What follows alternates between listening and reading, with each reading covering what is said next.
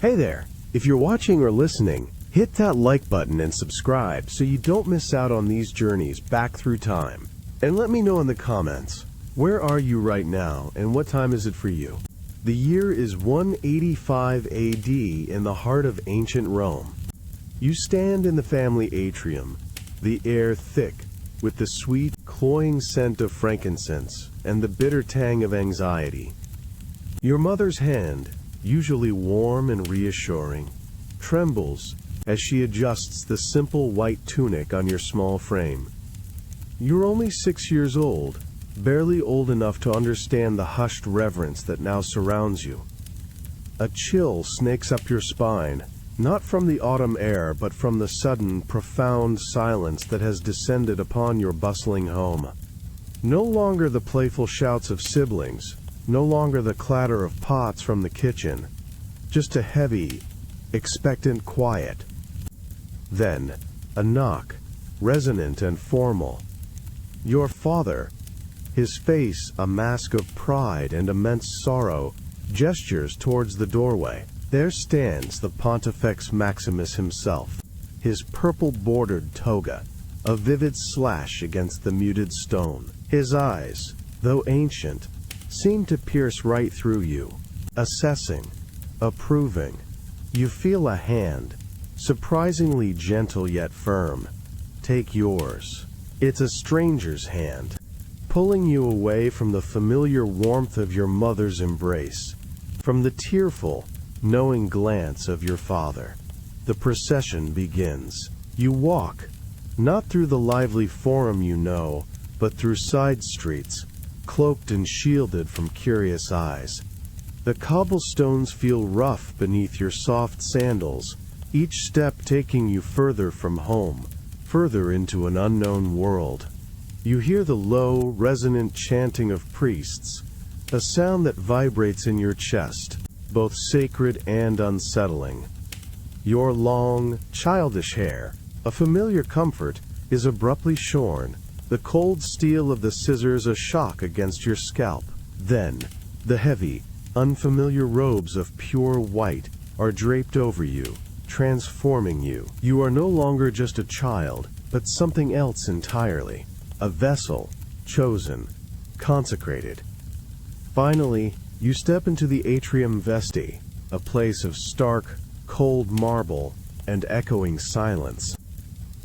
The warmth of the sun seems to abandon this inner sanctum, replaced by a perpetual twilight. The flickering oil lamps cast long, dancing shadows that seem to swallow the last vestiges of your childhood. You turn, searching for a familiar face, a last glimpse of your family, but they are gone.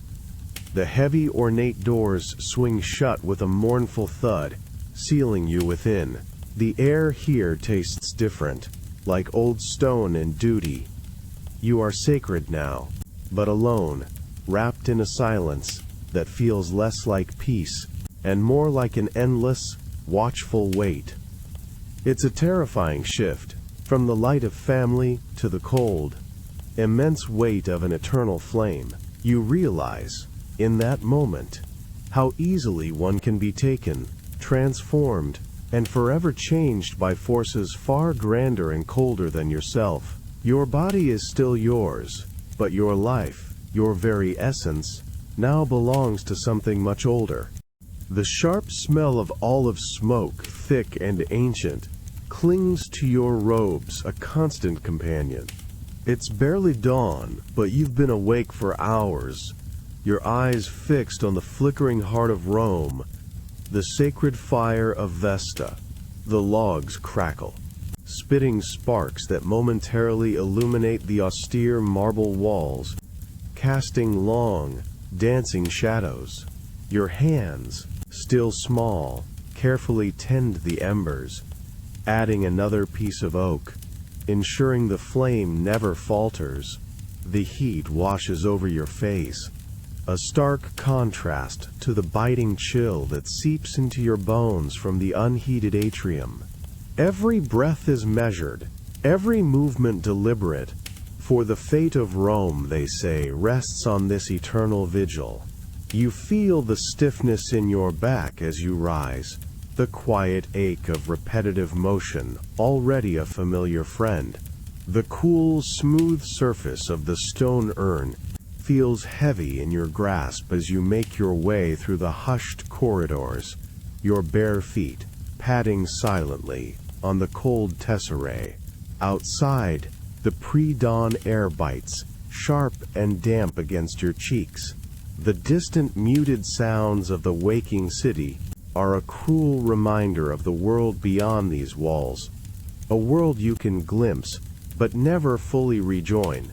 You reach the spring, the water frigid, shocking your skin as you immerse the urn, filling it to the brim with the pure, sacred liquid. Your reflection, distorted by the ripples, shows a solemn face, already etched with a gravity beyond your years. Back within the temple, the day unfolds in a rhythm of precise, unyielding rituals. You prepare the asterisk mola salsa, crushing salt and spelt with painstaking care. The repetitive motion, a kind of silent meditation. You sweep the hallowed floor, each stroke of the broom echoing in the profound silence, punctuated only by the soft rustle of your wool palla. Other Vestals move around you, shadows in white, their expressions guarded, their presence a shared burden of duty rather than a source of comfort. There are no whispers, no shared jokes, no intimate glances, just the collective silent devotion to a demanding goddess and a watchful city. Even during the rare public appearances, when the citizens of Rome offer their reverence, their awe is directed not at you, the young woman, but at the divine office you embody. You are seen, revered, yet utterly unseen, completely isolated. Your simple cell offers no warmth of personal touch, no soft comforts, just a hard palate and the weight of your vows. The silence stretches, vast and omnipresent, punctuated by the ceaseless crackle of the fire, a constant reminder of the life you tend and the life you have forsaken. It's a strange existence, to hold such immense power, to be so profoundly revered, yet to feel, in every quiet moment, such a hollow absence of self. You are Rome's most vital protector, but also its most solitary prisoner. The pungent aroma of freshly baked bread, mingled with the earthy scent of drying herbs and the faint, exciting whiff of roasted meat, hits you first. It's a jolt to your senses, accustomed to the cool, clean air of the Atrium Vestae. You're carrying a small, heavy casket of sacred implements, tasked with delivering them to a lesser shrine near the Forum, a rare venture outside the temple walls. The noise of the bustling street, a cacophony of vendors, shouts, and chariot wheels, is a stark contrast to the perpetual hush you know. As you navigate the crowded street, shielded somewhat by your white robes from the direct gaze of passers-by, your eyes, usually downcast, are drawn to an open doorway. Inside, bathed in the golden afternoon light, you see it. A woman, her hair unbound, laughs, her head thrown back, as a man leans in to kiss her forehead, his arm wrapped loosely around her waist. It's a casual, tender gesture, utterly devoid of ritual or solemnity, brimming with an unspoken connection. A moment later, a child, no older than you were when you entered the temple, tumbles past them, giggling, chasing a wooden hoop. Another child, slightly older, reaches for a piece of fruit from a brimming basket on a table, snatching it with sticky fingers. The air in that home vibrates with warmth, noise, and an undeniable, messy joy. You freeze, the weight of the casket momentarily forgotten, your feet rooted to the rough cobblestones. The vibrant tableau burns into your mind. You feel a sharp, almost physical pang in your chest, a longing so profound it nearly buckles your knees. The simple touch, the uninhibited laughter, the easy intimacy of family, these are worlds away from your existence of sacred silence and measured steps. Your own hands, accustomed to tending fire, to performing precise rituals, suddenly feel empty, cold. A wave of bitterness, quick and fierce, washes over you, quickly followed by a crushing guilt. You are a Vestal, consecrated, beyond such mundane desires. Yet, the image persists, a vibrant scar against the austere landscape of your duty. You pull your gaze away, hurrying your steps, the street suddenly seeming too loud, too bright. The silence of the atrium Vestae, once a heavy cloak, now feels like a tomb. You realize that even a fleeting glimpse of another life can leave an indelible mark, a whisper of what could have been, threatening to unravel the carefully woven fabric of your sacred self. The damp night air, heavy with the scent of distant refuse, and the fainter, illicit fragrance of unfamiliar perfume, prickles your skin. You press yourself against the cold stone wall, in a secluded, overgrown corner of the vast temple complex, far from the watchful eyes of the elder Vestals. Your heart is a frantic bird trapped in your chest, beating a rhythm of terror, an exhilarating anticipation. Every rustle of leaves, every distant clang from the sleeping city, sends a fresh jolt of fear through you. Then, a subtle shift in the shadows. You hear it before you see it, the soft scrape of a sandal on the ancient flagstones, a barely audible breath. A form, darker than the night, separates itself from the deeper gloom. No words are exchanged, none are necessary. Your gaze, usually fixed on the sacred flame or cast demurely downwards, now locks, desperate and hungry, onto the face before you. It's a face you shouldn't know, a secret etched into your memory. A hand, warm and firm, finds yours in the darkness, a forbidden spark against your temple-cooled skin. You feel the rough fabric of his cloak brush against your robes, a stark contrast to the smooth wool of your own. The touch is fleeting, a stolen caress that speaks volumes of longing and danger. You lean in, drawn by an invisible thread, your ears straining for the hushed whisper that only you can hear. A soft sound that promises intimacy and ruin. The very air around you seems to vibrate with unspoken words, with desires you've been taught to deny, to fear. Each clandestine meeting, whether a quick, furtive glance across a public space, or these desperate, shadowed encounters within the sacred precinct, fuels an internal fire that rivals Vesta's own. The thrill is intoxicating, a heady wine, but the terror is a cold, sober shadow, always present. You find yourself constantly scanning, listening, your senses unnaturally heightened. The innocent laughter of children passing by now sounds like a judgment, the creak of a distant door, a potential discovery. The knowledge of your sacrilege, of the immense power you hold, and the sacred vows you are shattering, is a heavy, burning weight in your gut. You are caught in a treacherous dance, between the intoxicating brush of cloaks and the looming shadow of impending doom. Each stolen moment feels like drawing closer to an inevitable, terrible reckoning, yet you cannot, dare not, stop. The pull is too strong, the longing too vast, to ignore.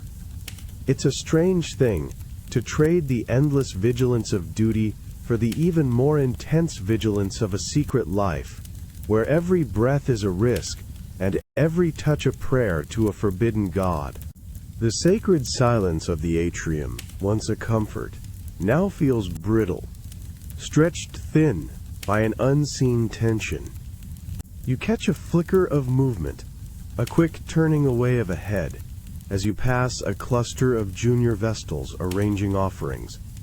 The hushed rustle of their robes, usually a soothing sound, now seems to carry the faint murmur of hushed whispers, quickly stifled when you draw near.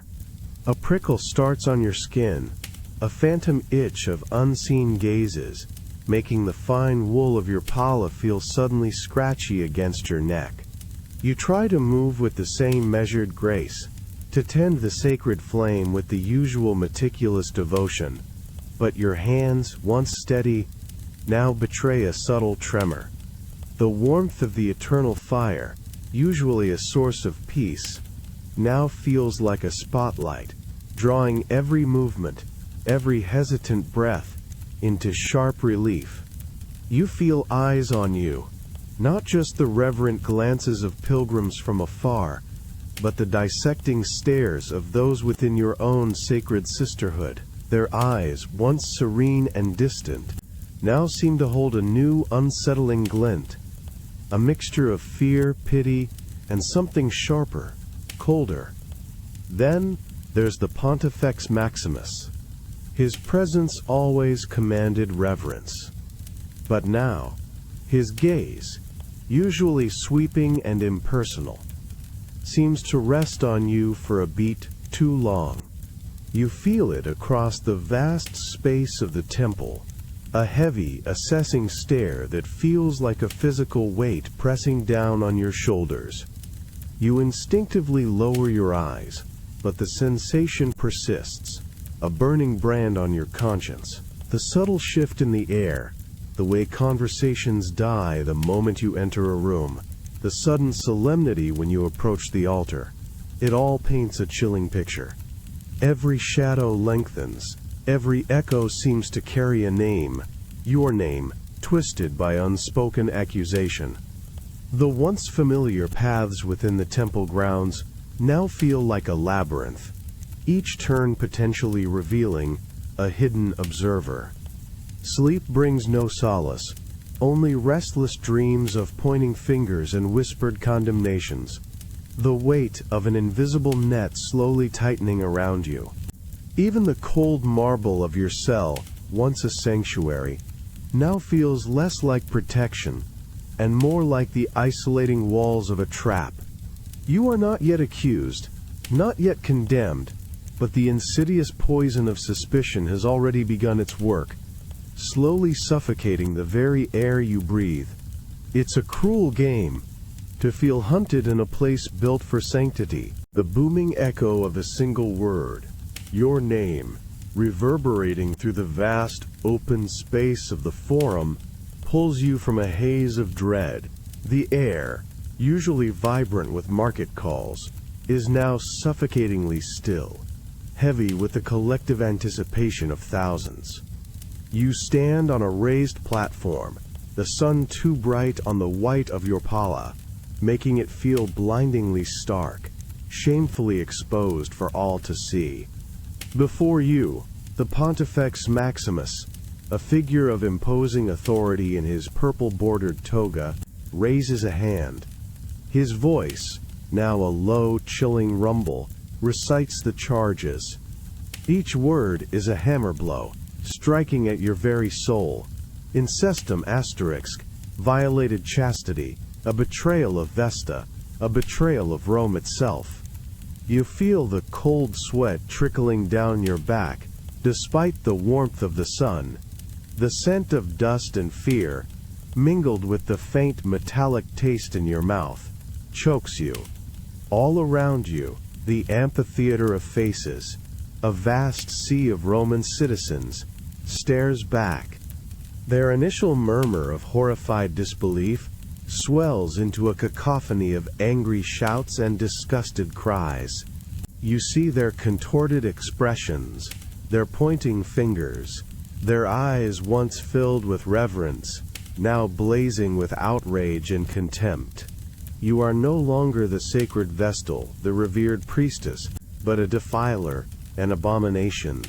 The weight of their judgment is a tangible force, pressing down on you, stealing your breath, threatening to crush you beneath it.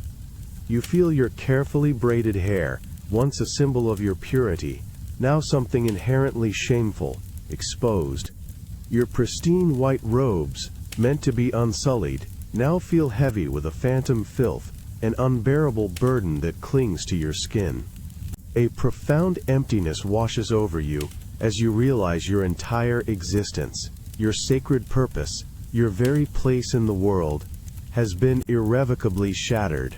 You are stripped of everything: your past, your future, your revered identity. The words of condemnation from the Pontifex Maximus blur into an unbearable roar, a storm of public fury. You clutch at your robes, your knuckles white, as he delivers the final, terrible sentence. You don't need to hear every syllable.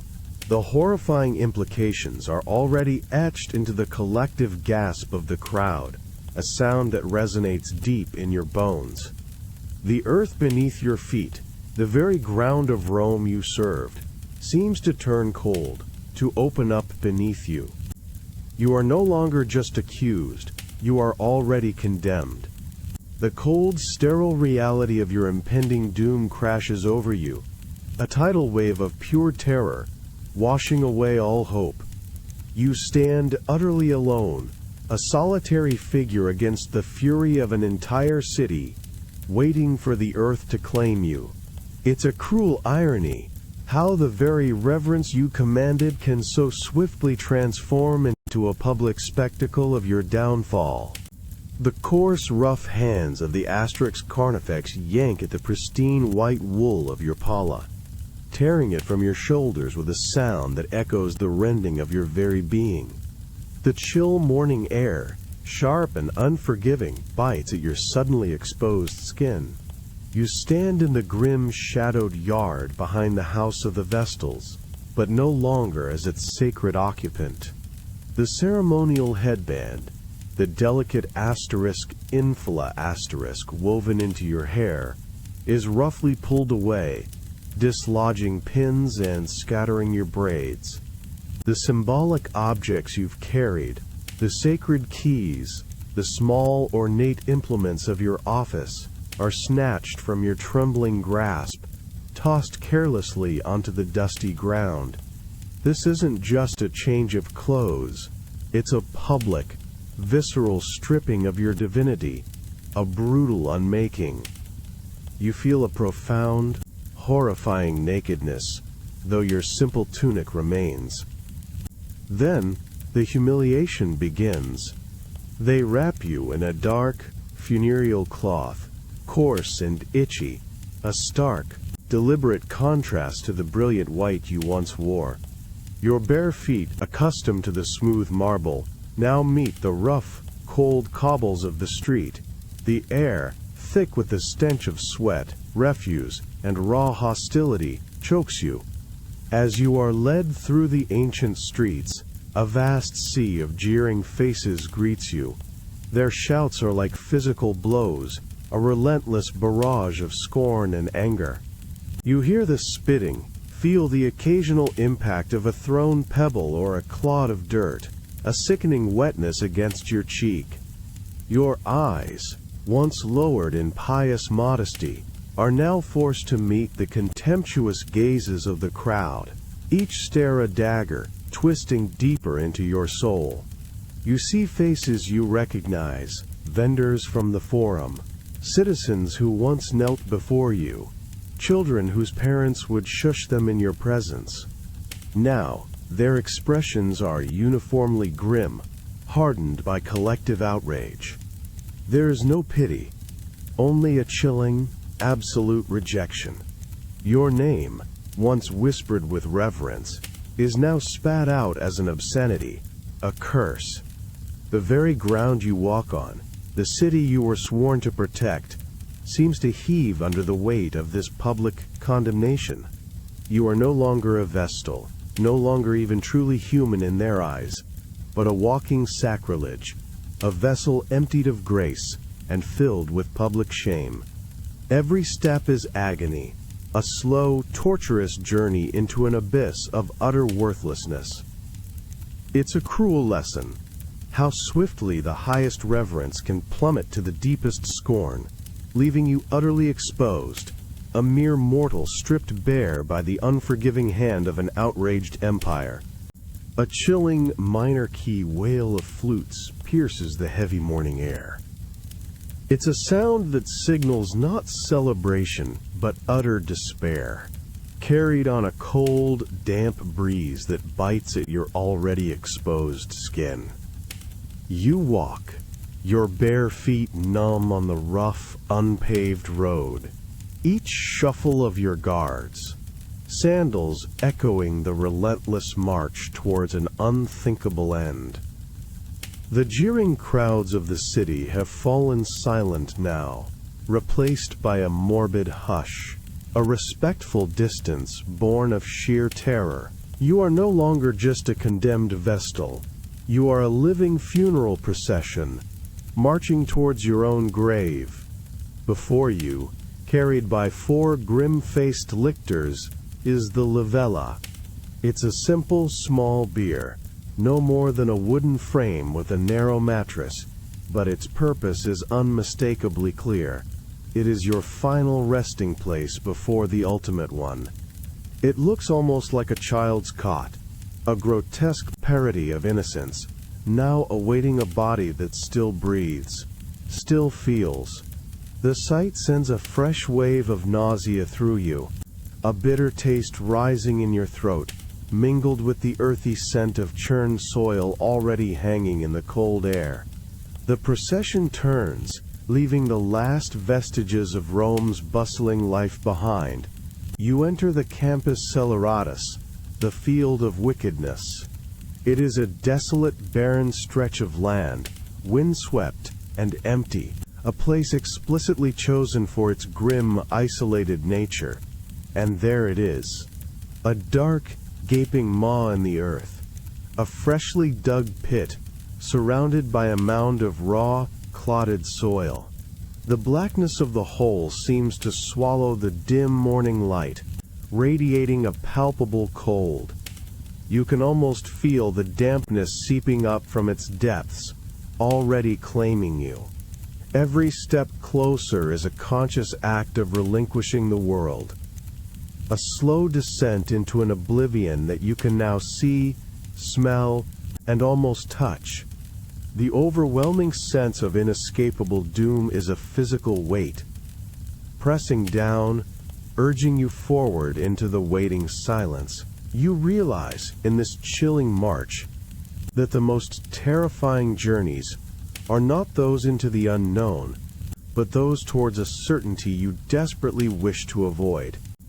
The reek of freshly disturbed earth, damp and cold, fills your nostrils, thick with the scent of clay and decay. You stand at the edge of the pit, a raw, gaping wound in the ground, the chilling air seeping up from its depths.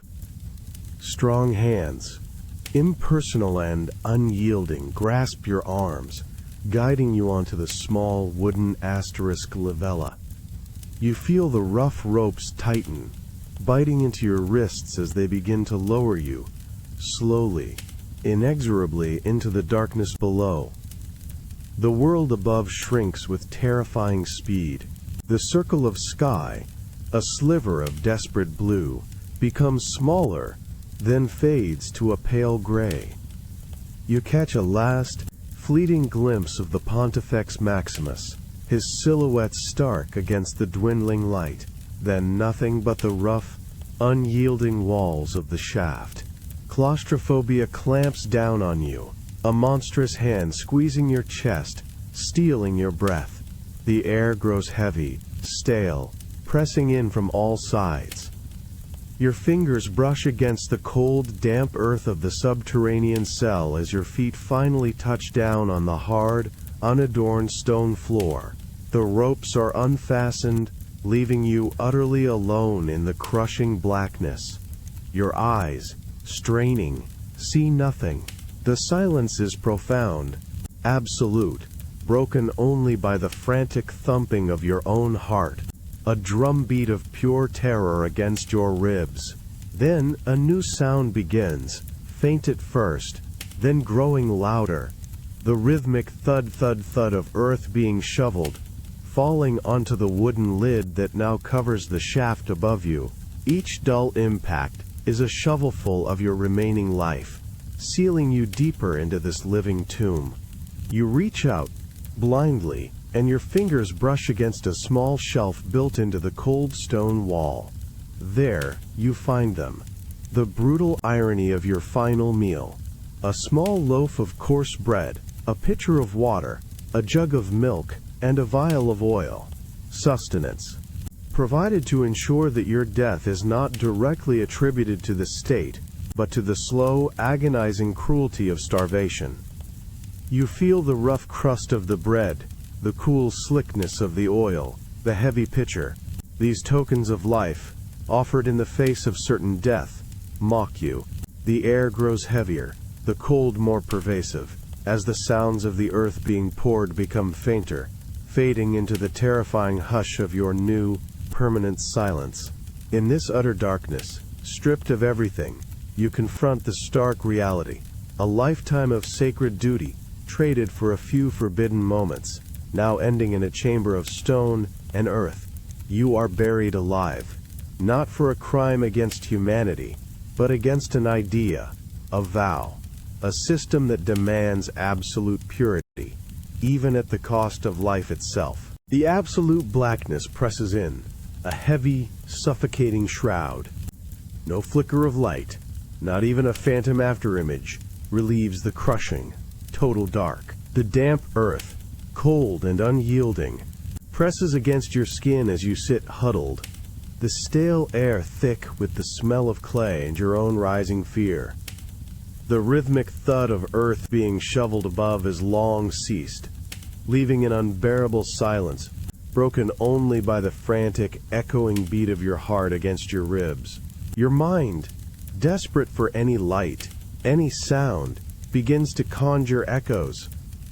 You see the vibrant red of your mother's dress from childhood, feel the warm, calloused hand of your father. You taste the sweet, forbidden pastry from that one festival. Then, the overwhelming scent of frankincense from your consecration, the crisp white of your first Vestal robes, the endless vigil before the sacred fire, its warmth a stark contrast to this gnawing cold. You recall the precise ritual of grinding kamala salsa, the monotonous repetition, a comfort now in its absence. Then, the forbidden images flood in, sharper, more vivid than any sacred memory. You see the couple's tender embrace by the open door, feel the ghost of a rough cloak against your pure white wool, hear the phantom whisper, a shared secret that sealed your fate. A sharp pang of regret, a desperate ache for that fleeting, illicit warmth, sears through you. Was it worth this? This absolute, crushing oblivion. You can almost hear the bustling, vibrant life of Rome just a few feet above you, the rumble of chariot wheels, the distant shouts of vendors, the carefree laughter of children. They live, bathed in sunlight, exchanging glances and touches, entirely oblivious to the silent, suffocating horror unfolding beneath their feet.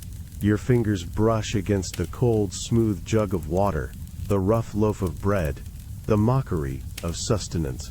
You lift the pitcher, the water shockingly cold against your lips, a bitter promise of fleeting relief. But even as you drink, a deeper thirst, a profound hunger for light, for warmth, for any human connection, remains unquenched. The realization settles in, heavy and irreversible. This is not a temporary confinement. This is the end. Not a swift, clean death, but a slow, agonizing descent into madness and physical decay, alone in the suffocating darkness.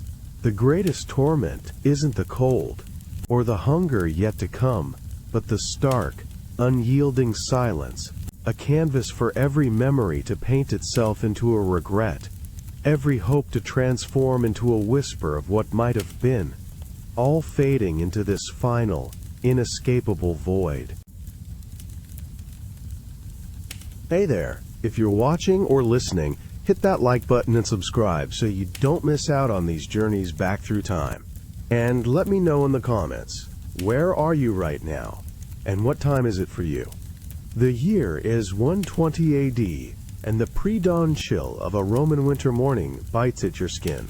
You stir on your simple bed, not by choice, but by the distant, familiar sounds of the household beginning to awaken. It's a faint, orchestrated rustle, a soft padding of sandaled feet on cool mosaic floors, the muted clink of ceramic in the kitchens.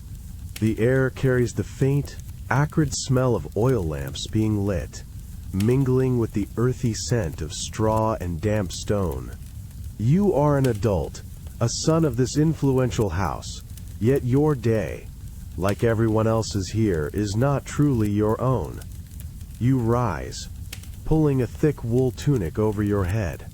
The coolness of the linen against your skin is sharp, a small jolt that chases away the last wisps of sleep. As you step into the atrium, the central hall of your home, the subtle shift in atmosphere is palpable. Slaves move with a quiet urgency, their glances darting towards the closed door of your father's tablinum, his study. A young Greek slave meticulously sweeps the threshold, her movements quick, almost anxious. You see your own younger sister, normally spirited, now composed and demure, checking the folds of her stola before taking her customary place near the family shrine. Suddenly, a slight creak from the tablinum door. It doesn't open fully, but just enough to signal his stirrings. A ripple goes through the room, a collective unspoken tightening of shoulders, a subtle refocusing of attention. You catch the eye of your own wife, preparing a small offering for the household gods, and see the same flicker of immediate readiness, the same deferential poise. No words are exchanged, but the message is clear. The Pater Familias is awake, and the world of the household now revolves around his unseen presence.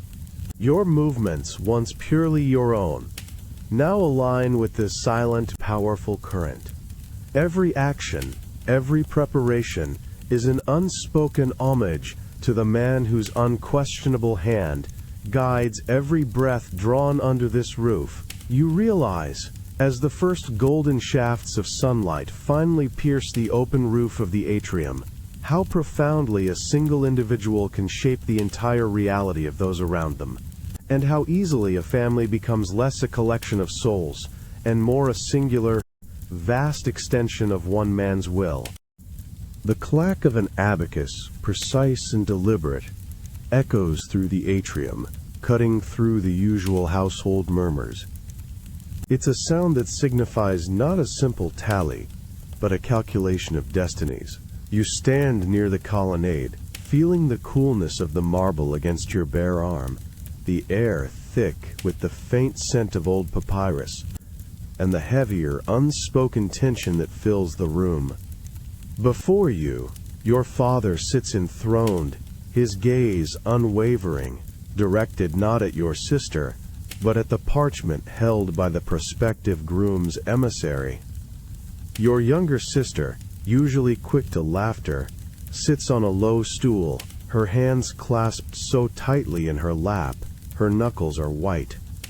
Her eyes, downcast, fix on a worn spot in the mosaic floor, as if she could burrow into its pattern and vanish.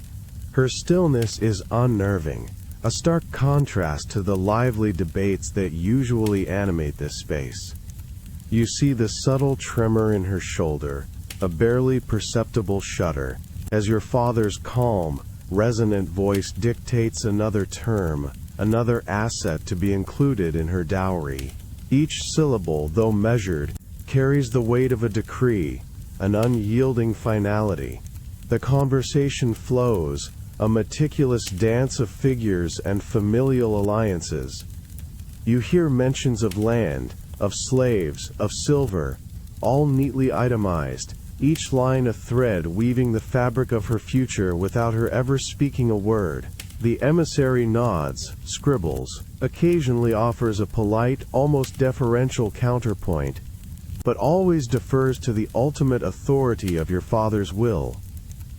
There's a particular emphasis on the fertility of the prospective groom's family, the expectation of progeny, a future generation whose very existence is being negotiated like a valuable commodity. You feel a strange hollow ache in your own chest, a sympathetic constriction. The warmth of the midday sun streaming through the compluvium, usually a welcome embrace, now feels like a harsh spotlight, illuminating the stark reality of her powerlessness. Your sister, a person of dreams and individual spirit, is reduced to a set of terms, a strategic alliance, a vessel for future heirs. Her destiny, her comfort, her very happiness, lie solely in the balance of these numbers and political gains. The heavy thud of your father's signet ring against the wax, sealing the document, reverberates through the room. It's a sound of absolute finality, a life irrevocably charted. You realize that for some, personal desire is a luxury the world simply doesn't afford. It is a harsh truth that sometimes the grand tapestry of a family's ambition leaves little room for the quiet, individual threads of a single heart. The metallic tang of old sweat and bronze, a familiar scent from countless campaigns, still clings faintly to your worn tunic. You stand in the cool, polished atrium of your family home, the rough wool of your military cloak, a stark contrast to the fine mosaics beneath your calloused feet. Just weeks ago, you led men into battle, a seasoned centurion returning with honors from the Dacian frontier. Now, you stand before your father, a grown man with scars and commendations, yet feeling like the boy who once presented him with a handful of wildflowers. Your father, seated on his curule chair, a figure of serene authority in his flowing toga, extends a hand not in greeting, but in expectation. In your own hand, you hold the heavy pouch of denarii, your carefully saved military pay, and a rolled parchment, the deed to a small plot of land granted by the emperor himself for your valor.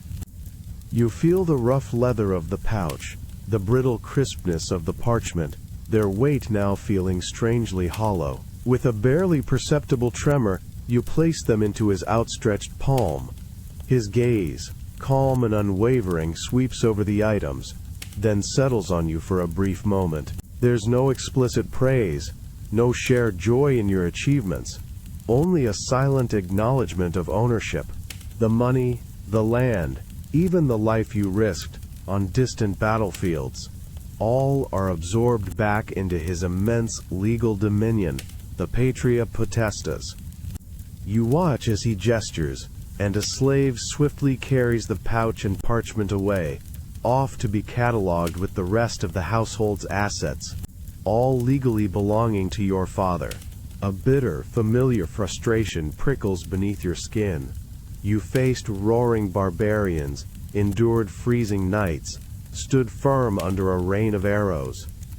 You made life or death decisions that shaped the fate of hundreds. Yet here, in the supposed safety of your own home, you possess nothing. Your achievements are commendable, but their material rewards, and thus your independence, are perpetually out of reach, held in the unyielding grasp of the man who gave you life. The quiet hum of the household continues around you, a testament to the efficient running of your father's world, a world in which you are a decorated, highly valued, but ultimately dependent, extension of his will. You realize, standing there, how the greatest victories abroad can mean so little, when true autonomy is still a distant, unattainable prize, perpetually held in another's hand. The insistent, sharp rap on the outer door echoes through the atrium, not the polite call of a client, but a demanding, unsettling rhythm. A sudden chill seems to permeate the grand hall, even in the warmth of midday, clinging to the polished marble and seeping into your bones. The usual hum of the household, the distant chatter of slaves, the rustle of papyrus from the library, has fallen silent, replaced by a suffocating quiet. You stand rigid, a knot tightening in your stomach, watching the subtle shifts in your father's usually unshakable demeanor. He sits in his curule chair, not with his customary calm authority, but with a tension in his jaw, his gaze fixed on the entrance. The air around him feels charged, heavy with unspoken anxieties. You catch the nervous glances exchanged between your mother and your younger sister, their faces pale, their movements guarded. The persistent knocking outside grows louder, more imperative. Each strike a hammer blow against the fragile piece of your home. You feel a prickle of cold sweat on your brow. Then, the *Ostarius*, the doorkeeper, appears, his face etched with apprehension, and bows deeply, speaking in hushed, urgent tones to your father. You can't quite discern the words, but the name he utters, a prominent moneylender, is enough. You see your father's hand clench, just for a moment, on the armrest of his chair. He nods, a curt, resigned gesture, and the doorkeeper departs to admit the unwelcome guests. A wave of dread washes over you. Your family, once so proud, so secure, is now visibly trembling on the brink. You, an adult son, a citizen, legally own nothing. Not the fine tunic on your back, not the coin in your pouch, not even the small plot of land you hope to inherit. Every asset, every slave, every family member, is a legal extension of your father's will, and therefore, tragically, a potential collateral for his mounting debts.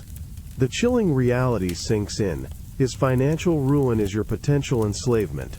You envision yourself, a free-born Roman, stripped of your status, sold to work in mines or on a distant plantation, all to settle a debt you never incurred, never understood. The mere thought is a cold, bitter taste in your mouth. As the ominous figures of the creditors step into the atrium, their faces grim and unyielding, you realize how profoundly precarious freedom can be. A fragile gift, always at the mercy of another's hand.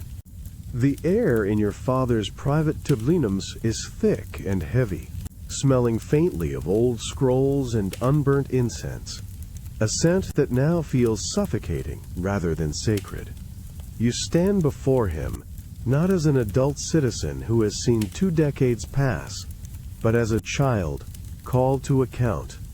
The silence is profound, almost unbearable, punctuated only by the shallow, nervous breaths of your mother and younger siblings, who sit on a low bench to the side, their faces pale and drawn, unwilling witnesses to this intimate tribunal. Your father, seated at his heavy oak desk, his form imposing even without his public toga, simply watches you. His gaze, usually stern but familiar, now feels like a physical weight, pinning you to the mosaic floor. There's no accusation in his eyes, no overt anger, just an unyielding assessment, a quiet judgment more terrifying than any shouted reprimand. You feel the clamminess in your palms, the subtle tremor that runs through your legs, despite your attempts to stand firm. The defiance that sparked your recent actions, whatever they were, now feels like a foolish, dangerous ember, threatening to consume you. You search the faces of your family, a desperate, unspoken plea for a flicker of sympathy, an intervention. Your mother's hands are clasped tightly in her lap, her eyes fixed on her husband's face, a silent prayer etched into her features. Your elder brother, usually quick to counsel, keeps his gaze firmly averted, his shoulders hunched. They are powerless, bound by the same absolute authority that now holds you in its grasp. There is no appeal here, no external law to weigh against your Father's will, no forum outside these walls where his decision can be challenged. This is his court, and he is its sole, supreme judge. You feel the heavy, oppressive silence stretch. Each second a slow turn of the rack. The air seems to grow colder, the stone walls of the room closing in. The unsaid words hang in the space between you and your Father, the implicit threat of his patria potestas, the power of life and death, of sale into slavery, of utter disinheritance. It's a chilling reminder that, despite your age and standing in the wider world, within these walls, you remain entirely at his mercy. Your fate, your future, your very existence are entirely his to command. You realize then that freedom isn't just about escaping chains, but about possessing a will that is truly your own, a privilege that remains elusive for many, even within the confines of their own family. The faint, coppery scent of aged bronze hangs in the air, mingling with the sweeter notes of dried flowers from the laurarium. You stand quietly in a corner of the atrium, feeling the smooth, cool marble beneath your sandaled feet, watching the scene unfold. On a polished cypress wood table, glinting softly in the afternoon light, rests an intricate bronze statuette, a family heirloom passed down through generations. Your mother, the Pater Familias, stands before your father, her posture rigid, her hands clasped tightly.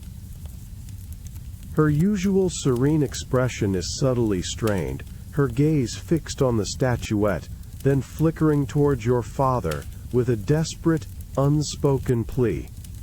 Your father, seated in his high-backed chair, remains impassive. His hands, usually expressive, are still, resting on the arms of the chair. You see the subtle tension in his jaw, the slight furrow in his brow, indicating an internal resistance to her silent entreaties. The air is thick with unvoiced arguments, a quiet battle of wills where only one can truly prevail. You know this statuette. It was always promised to your younger sister, a symbolic link to her lineage, a comfort during her upcoming uncertain marriage. But your father, you realize, has other plans, likely tied to a new alliance or a strategic debt. Your mother's lips press into a thin line. She gestures, a small, almost imperceptible movement of her chin towards your sister, who stands a little behind her, eyes downcast, a picture of resigned hope. It's a silent argument for her child's happiness, for tradition, for the unspoken promises of the household. But your father merely shakes his head, a slow, deliberate motion that carries the weight of finality. His eyes, usually softened by domesticity, now hold the cold, unyielding gleam of absolute authority. The fate of the heirloom, and with it, a small piece of your sister's anticipated future, is decided. A profound silence descends, broken only by the distant sounds of the city. You feel a strange sense of helplessness, watching your powerful mother, mistress of this vast household, rendered utterly without legal recourse. Her influence, so vast in guiding the daily life of the family, shrinks to nothing against the ultimate decree of the Pater Familias. The bronze statuette, once a symbol of heritage, now feels like a heavy, cold monument to a father's unquestionable will. The raw, undeniable truth of his patria potestas echoes in the quiet room.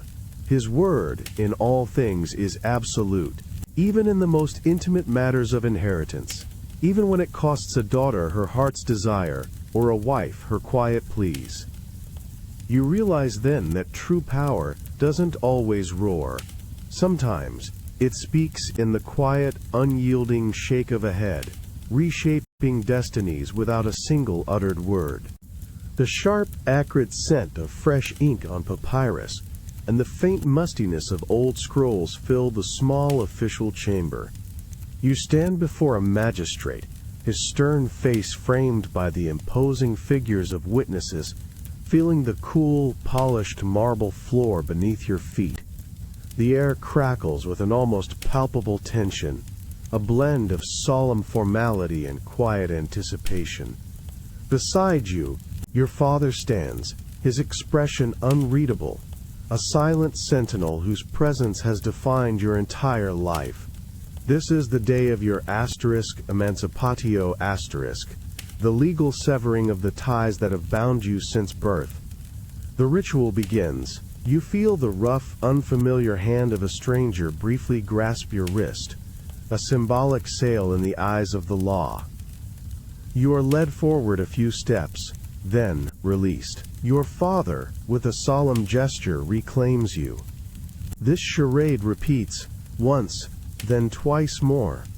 Each time the fleeting touch, the brief moment of being treated as property, sends a strange shiver down your spine. It's a grotesque dance of liberation, acknowledging your past status as an extension of your father's will, even as it grants you autonomy. You hear the scratch of the scribe's stylus on the wax tablet, documenting each step, each symbolic transfer, cementing your new, independent status into the annals of Rome. Then, it is done. The magistrate's voice, a formal drone, declares your freedom. You are sonus sui juris asterisk, legally your own master. A strange, heady rush of exhilaration washes over you. A sudden lightness in your chest. The land you've earned in military campaigns, the coins you've hoarded, even the clothes on your back, they are now truly, legally, unequivocally yours. No longer can your father claim them, or dictate your choices in marriage, in business, in life itself. You are finally free. But as you turn to leave, you glance back at your father. His face remains impassive, but in the fleeting depths of his eyes, you catch a glimpse of something complex. Perhaps pride, perhaps a deep, unspoken sorrow, or even a sense of loss for the authority he now relinquishes. You realize that while you gain the immense freedom of ownership and self-determination, you also step away from the formidable shield of his patria potestas, that all-encompassing protection that, however restrictive, also kept you safe. The responsibility for your own destiny, once shared, now rests entirely on your shoulders. It is a potent, exhilarating, yet undeniably bitter freedom. It's a strange thing, this newfound autonomy, like a bird learning to fly only after its nest has vanished beneath it. The rich, earthy scent of parchment and exotic spices carried on a draft from the open garden fills your father's private tablinum. You stand near a heavy oak table, the smooth wood cool beneath your fingertips, listening to the low, strategic murmurs that ebb and flow around you. Scrolls detailing alliances and ledgers of influence lie unfurled, maps of Rome and its provinces marking territories of power. This isn't a family gathering, but a council of destiny, and you, an elected edile, are merely one of the pieces being carefully positioned. Your father, seated on his curule chair, his face a mask of serene calculation, gestures with an almost imperceptible flick of his wrist. His eyes, sharp and ancient, sweep across the small assembly of influential men, a senator, a wealthy merchant, a seasoned political strategist.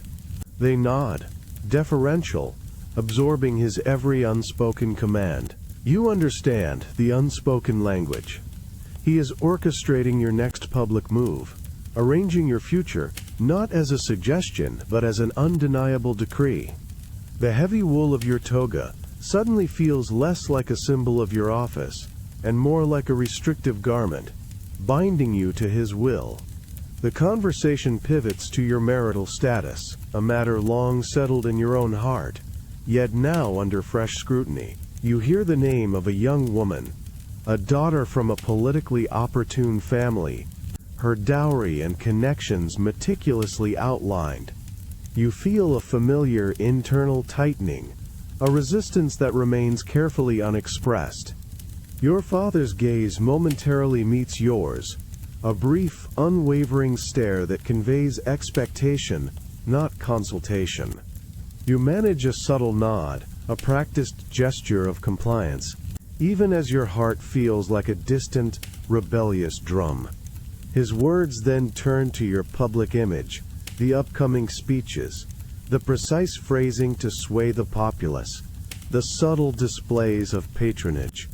He carves your path with the precision of a master sculptor, molding your public persona to serve the grand design of familial power and prestige. You are a valued asset, a crucial instrument in his relentless pursuit of influence, but never entirely your own agent. The political game, you realize, is not about individual ambition, but about the perpetuation of the family name, and you are merely its most prominent living extension. You stand there, a senator of Rome, a man of public consequence, yet keenly aware of how profoundly your existence is still guided by the unquestionable hand that brought you into this world. It's a peculiar dichotomy, to wield power in the forum, only to find yourself a strategic pawn within the private walls of your own home. The faint waxy scent of old papyrus and beeswax hangs heavy in the air, mingling with the lingering sweet notes of funerary incense. You sit on a hard wooden bench in the asterisk tablinum, shoulder to shoulder with your family, feeling the cold marble floor beneath your sandaled feet. The silence is profound, almost reverent, broken only by the soft, rhythmic rustle of a scribe turning parchment. Before him, on your father's imposing desk, lies the sealed scroll, the final testament of the asterisk Pater Familias, who now rests in his tomb. A collective breath is held, a palpable tension in the room, as everyone awaits the unveiling of their new destinies. The scribe clears his throat, a dry, rasping sound, and begins to read. His voice, usually a gentle murmur, now takes on a formal, authoritative drone, each word a chisel, shaping the unwritten future. He speaks of estates, of slaves, of financial allocations. You hear your elder brother's name linked to specific properties, your younger sister's dowry explicitly outlined, her future marriage arrangement reaffirmed. You see the subtle tightening around your brother's jaw, a flicker of satisfaction perhaps, or perhaps resignation to a path now definitively set. Your mother, veiled in black, sits perfectly still, her hands clasped, her gaze distant, as if already inhabiting a world defined by these new decrees. Then, your name is spoken. You feel a jolt in your chest, a sudden acceleration of your heartbeat.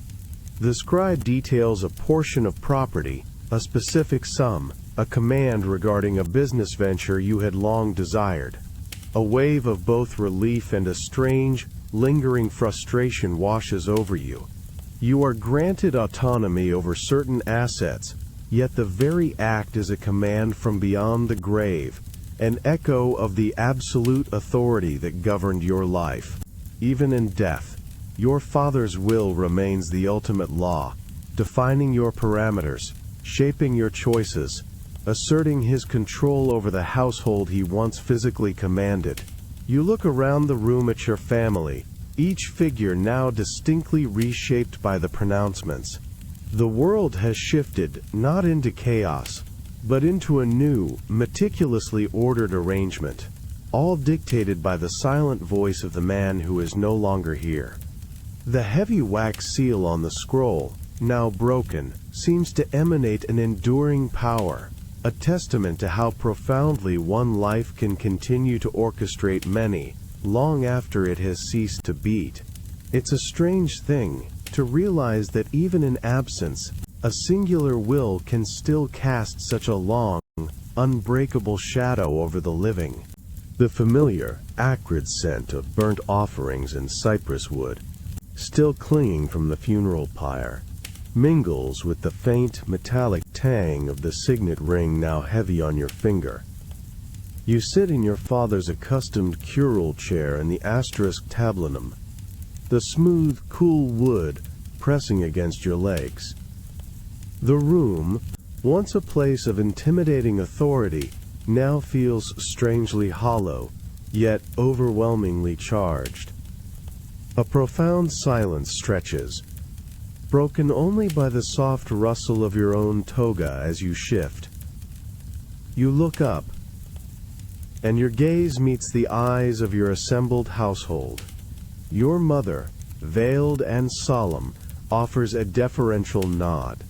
Your younger siblings, once looking to your father, now turn their expectant, somewhat fearful eyes to you.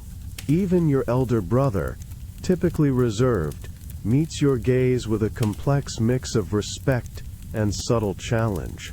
Their collective attention is a palpable weight, pressing down on you, a physical manifestation of the asterisk patria potestas you now inherit. You feel the sudden, chilling realization, every life under this roof, every asset, every decision, now rests on your shoulders.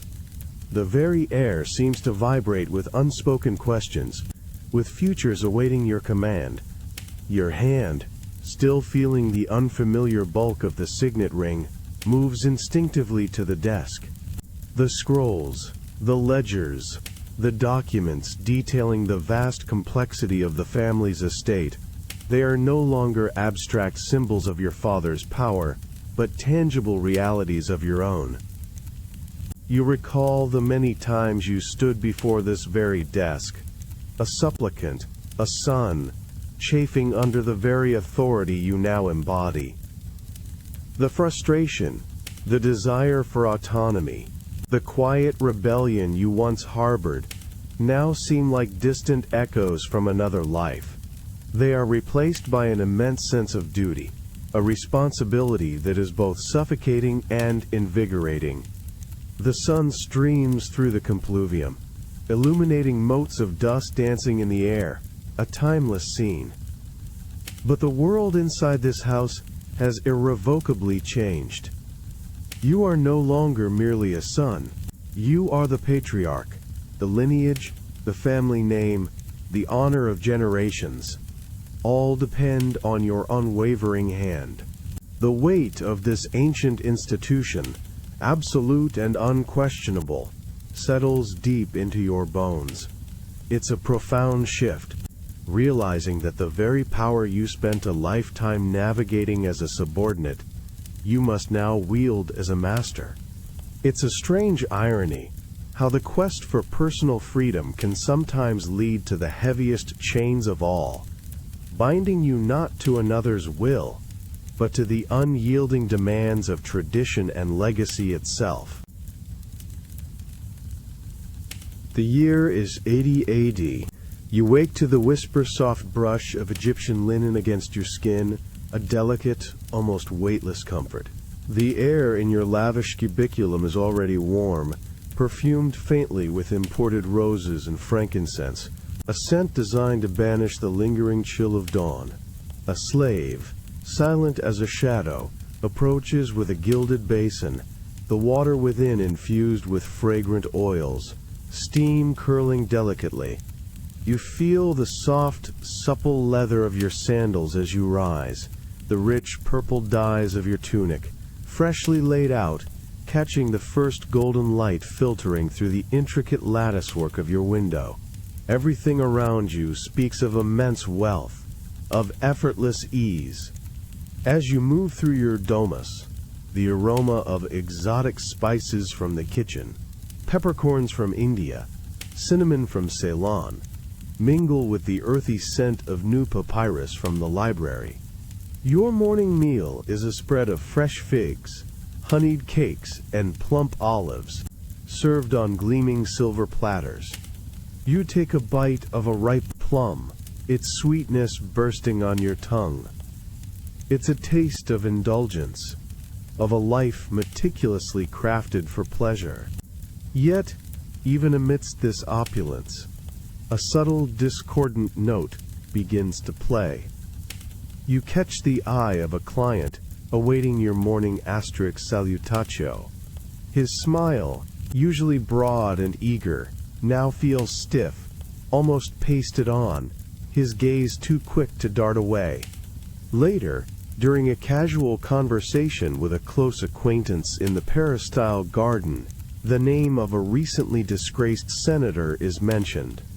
The laughter dies instantly, replaced by a sudden, chilling silence. Your acquaintance's eyes widen almost imperceptibly, and he steers the topic abruptly to the price of grain. You feel the sudden tightness in your own chest, a familiar prickle of dread. Even your trusted housekeeper, usually effusive, offers only a curt nod, her movements precise, her eyes downcast. No warmth, no shared ease.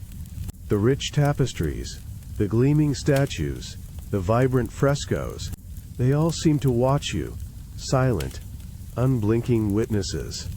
You are surrounded by luxury, yet a cold, invisible hand seems to press down, reminding you that every whispered word, every casual gesture, every alliance, might be noted, interpreted, and eventually used against you.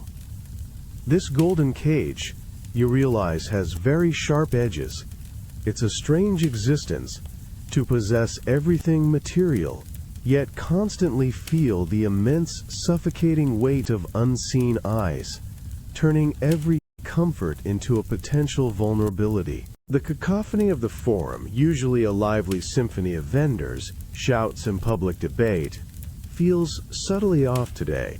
The air, thick with the scent of roasted chickpeas, leather, and distant sewers, seems to carry an undercurrent of hushed whispers.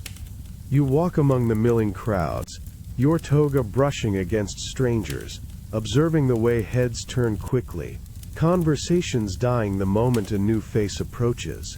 It's as if everyone is speaking through a filter of unspoken caution. Later, in the steamy warmth of the public baths, the pungent smell of sulfur and perfumed oils fills the air. You recline on a marble bench in the asterisk caldarium, the soothing heat radiating through your muscles. Yet, even here, a new tension permeates the relaxed atmosphere. You overhear snippets of conversation, hushed and hurried, between two men sharing a plunge pool. One, a senator you recognize, lowers his voice almost to a murmur. "Did you hear about Publius? His villa seized, all for a jest about the emperor's new edict. A Delator was seen lurking near his estate for weeks."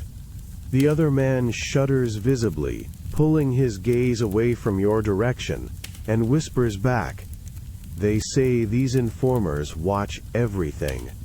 Every expression, every offhand remark. They grow rich on our fear." You feel a cold dread snake through your stomach, a sharp contrast to the bath's enveloping warmth. The idea of the Delator isn't new, but hearing it articulated, witnessing the raw fear it evokes, gives it a chilling new dimension.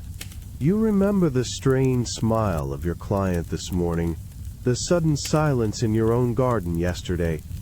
It's not just grand conspiracies they seek.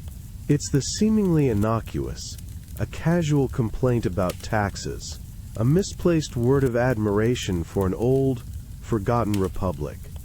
Your status, your family name, your entire livelihood, all are precarious, balanced on the razor's edge of an informer's interpretation, a whispered accusation, a personal grudge. As you step out of the baths, the cool air prickling your damp skin, you scan the faces in the bustling market. The vibrant colors of fruits and fabrics, the cries of the fishmongers, the scent of fresh bread. all now seem overlaid with a subtle, watchful quality. You wonder who among these faces might be listening a little too closely, who might see your momentary frown as dissent, your thoughtful silence as plotting. The very act of living, of speaking, of expressing a thought, becomes an act of calculated risk. It's a peculiar kind of existence, when the air itself seems to carry the weight of potential accusation, and the most dangerous weapon isn't a blade, but a single, ill-chosen word. The vibrant scent of exotic perfumes from the market stalls, mingled with the usual Roman dust and sweat, fills the forum. You are walking with your usual dignified stride, perhaps discussing a business deal with a client, the weight of your toga, a familiar comfort. The morning sun warms your face, and the air hums with the familiar symphony of a city alive. Distant chariot wheels, vendors hawking their wares, the murmur of 100 conversations. You feel a sense of well-being, of belonging, secure in your station. Suddenly, a harsh, guttural shout rips through the air, cutting through the general din like a knife. There, the traitor! The sound echoes, drawing every eye. Before you can even turn your head fully, you feel it. A rough, bruising grip on your arm, then another on your shoulder, yanking you backwards with brutal force. The sudden, violent motion makes your head snap back, and the fine wool of your toga twists uncomfortably around you. You stumble, the polished cobblestones feeling suddenly treacherous beneath your feet. You try to speak, to demand an explanation, but the words catch in your throat, choked by shock and a rising terror. Two burly Praetorian guards, their armor gleaming menacingly, hold you fast. Their faces are impassive, their grips unyielding. Around you, the bustling forum has gone eerily silent. A vast circle of faces has formed, a wall of onlookers. You scan them desperately. Moments ago, these were your fellow citizens, your clients, your acquaintances. Now, their expressions are a terrifying mix. Wide-eyed fear, stony indifference, a few even showing outright disgust. No one steps forward. No one offers a word of protest. No one meets your pleading gaze. They melt back, creating distance, as if your very presence is contagion. You feel the searing heat of humiliation flood your face, a flush of shame far hotter than any summer sun. Your dignity, once as solid as the marble statues around you, crumbles to dust. The guards shove you forward, their hands digging into your flesh, pulling you relentlessly through the silent, accusatory throng. You are no longer Senator Lucius, respected citizen, but simply the accused, a man reduced to a spectacle, stripped of honor, dragged towards an unknown, terrifying fate. The rough texture of their tunics, the smell of their leather and sweat, the chill of their metallic armbands pressing into you. These are your new brutal realities. The silence of the crowd is the loudest sound you've ever heard, a deafening judgment that promises a bitter end.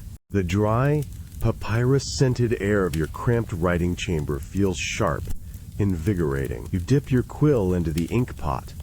The subtle scratching sound, a familiar melody to your meticulous work. Before you, a collection of fragments. A letter carefully intercepted. A slave's overheard grumble.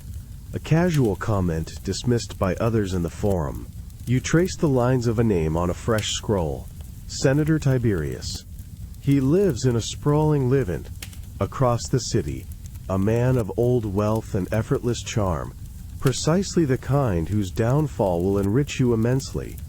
You feel a cold, calculating thrill stir in your gut. A hunger for the property, the slaves, the sheer influence that will be carved from his ruin. You recall watching him, a shadow among shadows, in the bustling Macellum. He laughed too loudly at a jester's poor joke perhaps, or paused a moment too long by a statue of a revered Republican hero. Innocent details, easily overlooked. But in your hands these fragments are not innocent.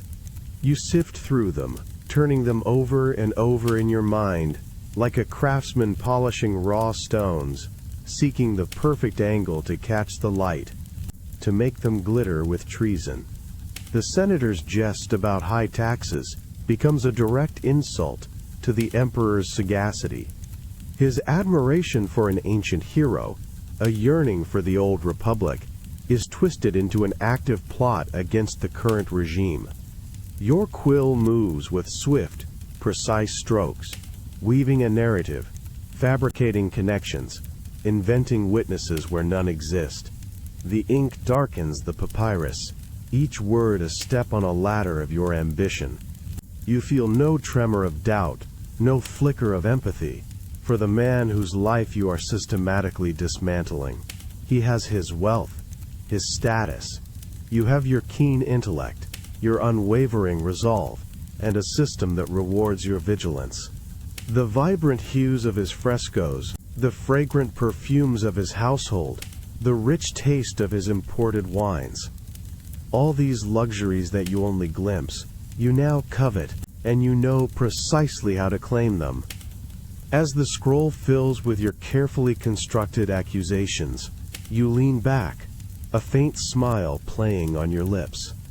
The silence of your small room is absolute, a stark contrast to the clamor of the city where your words, once delivered, will ignite a firestorm. You anticipate the sudden arrests, the public humiliation, the swift trials. You foresee the grim procession, the confiscated estates, the auction of slaves. And in that vision, you see your own hands, finally grasping the wealth you believe is rightfully yours. It's a clean, efficient process, this transfer of fortune, requiring only a sharp mind and an absence of conscience. It's a peculiar form of power, to hold the fate of another in a few carefully chosen words, realizing that for some the greatest creation isn't art or empire, but ruin itself. The sweet, heavy scent of roasted pheasant fills the triclinium asterisk, mingling with the rich aroma of Falernian wine. You sit on a plush dining couch, the soft cushions a familiar luxury against your back. Yet, tonight, even the finest delicacies taste like ash. The usual lively chatter of your family, the casual jokes and shared stories, is absent. Instead, a strained, almost brittle silence hangs in the air, punctuated only by the clink of silver against ceramic, and the soft rustle of slaves moving between the couches. You glance at your wife, her face usually animated, now carefully composed, her eyes darting almost imperceptibly towards the young slave pouring wine. You see your son, a man grown, meticulously dissecting a piece of chicken, his gaze fixed on his plate, avoiding eye contact with anyone. Even your daughters, usually quick to gossip, share only bland pleasantries, their laughter noticeably muted, quickly cut short. The weight of unspoken fears presses down on everyone, a tangible presence more oppressive than the rich hangings on the walls. A slave clears a platter, her movements precise, almost too attentive. You wonder, was that a flicker of an eye, a prolonged pause as she refilled a cup, or is it merely your own paranoia, a poisonous seed planted by the constant whispers of Delatores and their pervasive reach? The casual conversation you once shared with your most trusted household staff is now unthinkable. Every polite inquiry, every instruction, is delivered with a guarded tone, a careful choice of words, knowing that a single misinterpreted phrase, A casual complaint about the emperor's new edict could be twisted into treason. You feel the constant, exhausting strain of self-censorship. A witty retort dies on your tongue. A genuine concern for a friend's recent misfortune goes unvoiced. Even a simple sigh of exasperation could be construed as dissent. Your home, this bastion of family and comfort, has become a fortress of fear, its walls permeable to unseen eyes and ears.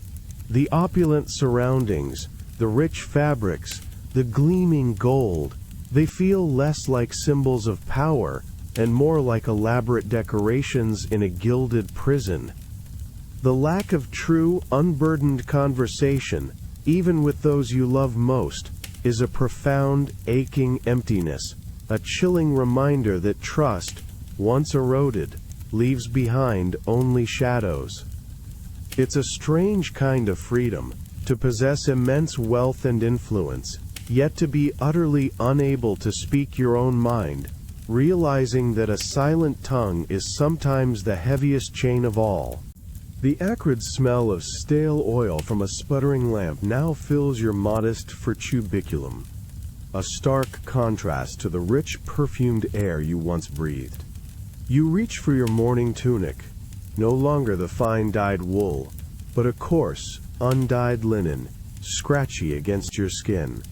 Outside, the once bustling sounds of your extensive household have dwindled to a chilling quiet. Most of the slaves are gone, sold to satisfy urgent debts. The lavish atrium, once echoing with the footfalls of clients and the laughter of your children, now feels vast and hollow, draped in a profound, unsettling silence. You venture into the forum, a place where you once commanded respect and sought advice. The vibrant sounds of the market are still there, the cries of vendors, the murmur of the crowds. But now, you are the ghost within it. You try to catch the eye of a senator, a former ally, who usually greets you with a hearty clap on the shoulder. He sees you, his gaze flickers, then his head turns abruptly, his pace quickening, as if he hasn't recognized you, or, worse, wishes he hadn't. You feel the cold sting of rejection, a physical blow. The marketplace, once a familiar tapestry of faces, now feels like a gauntlet of averted eyes and pointed whispers. You are a pariah, the contagion of accusation clinging to you like an invisible shroud. You approach a merchant from whom you've bought fine silks for years. You try to order a simple measure of grain on credit, a necessity now that your accounts are frozen. He fidgets, his eyes avoiding yours, and speaks in a low, apologetic tone about unforeseen circumstances, about demands for immediate payment. The familiar comfort of credit, a cornerstone of your former life, has evaporated. You feel the rough, empty leather of your coin pouch, its lightness a constant, mocking reminder of your sudden penury. Your wealth, your influence, your very social standing, once as solid as the Capitoline Hill, have crumbled to dust in a matter of days. The bitter taste of despair fills your mouth. The shock of this sudden, crushing isolation is profound. You, who once entertained magistrates and dined with senators, now struggle to secure a simple meal, your once grand totemistes, echoing with emptiness. Every familiar face has vanished, every avenue of support sealed.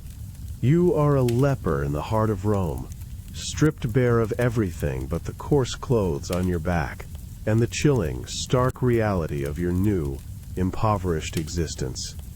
It's a terrifying thing to realize how quickly the grand edifice of a life can be dismantled, leaving only the cold wind of absolute emptiness where warmth and belonging once resided. The air in the basilica is heavy, thick with the metallic scent of sweat, the acrid tang of vinegar, and the collective breath of a packed, hushed crowd. You stand on the cold stone floor, exposed in the center of the vast, echoing hall.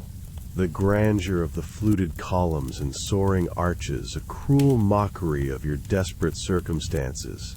Before you, elevated on a dais, sits the judge, his face an impassive mask, his gaze sweeping over you with an unnerving, imperious disinterest. The weight of his scrutiny, combined with the 1,000 eyes of the onlookers, presses down on you, making your coarse tunic cling to your damp skin. Then, a voice rings out, sharp and venomous, cutting through the silence.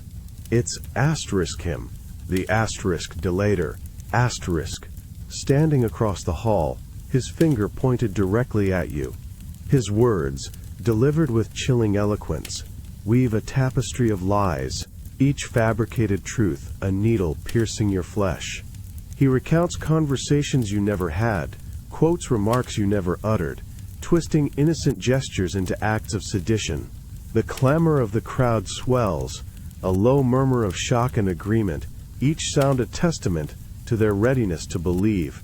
You try to protest, to interject, but your voice is a hoarse whisper, utterly lost in the vastness of the hall, drowned out by the accuser's relentless, persuasive venom.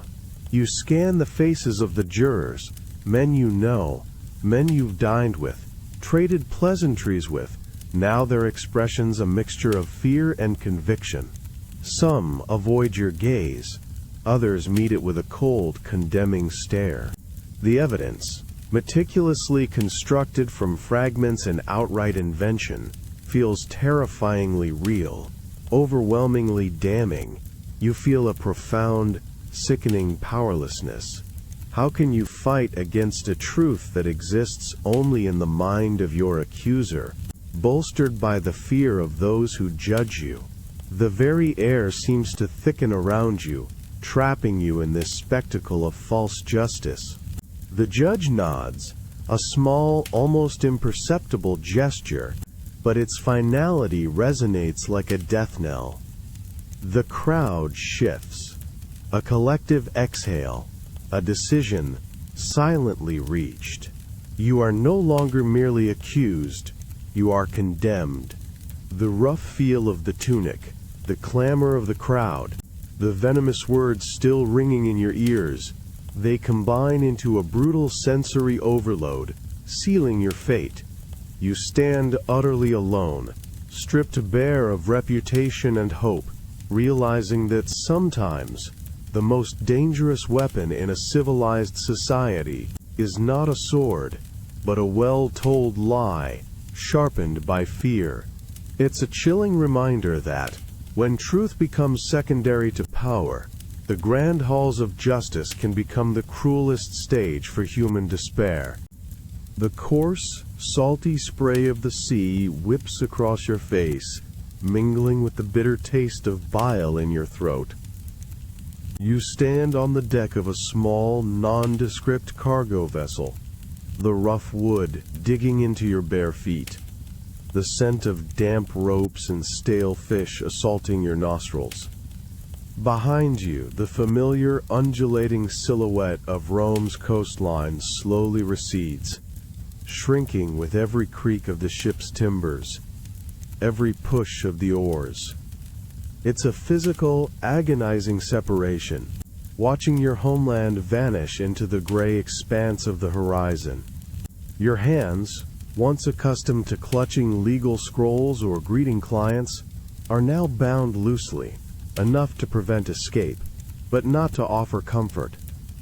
The guards, grim-faced and silent, offer no glance of pity. You are a non-person now, an asterisk, aquae et ignis, interdictio asterisk, forbidden from water and fire within the empire, stripped of citizenship, identity, and name.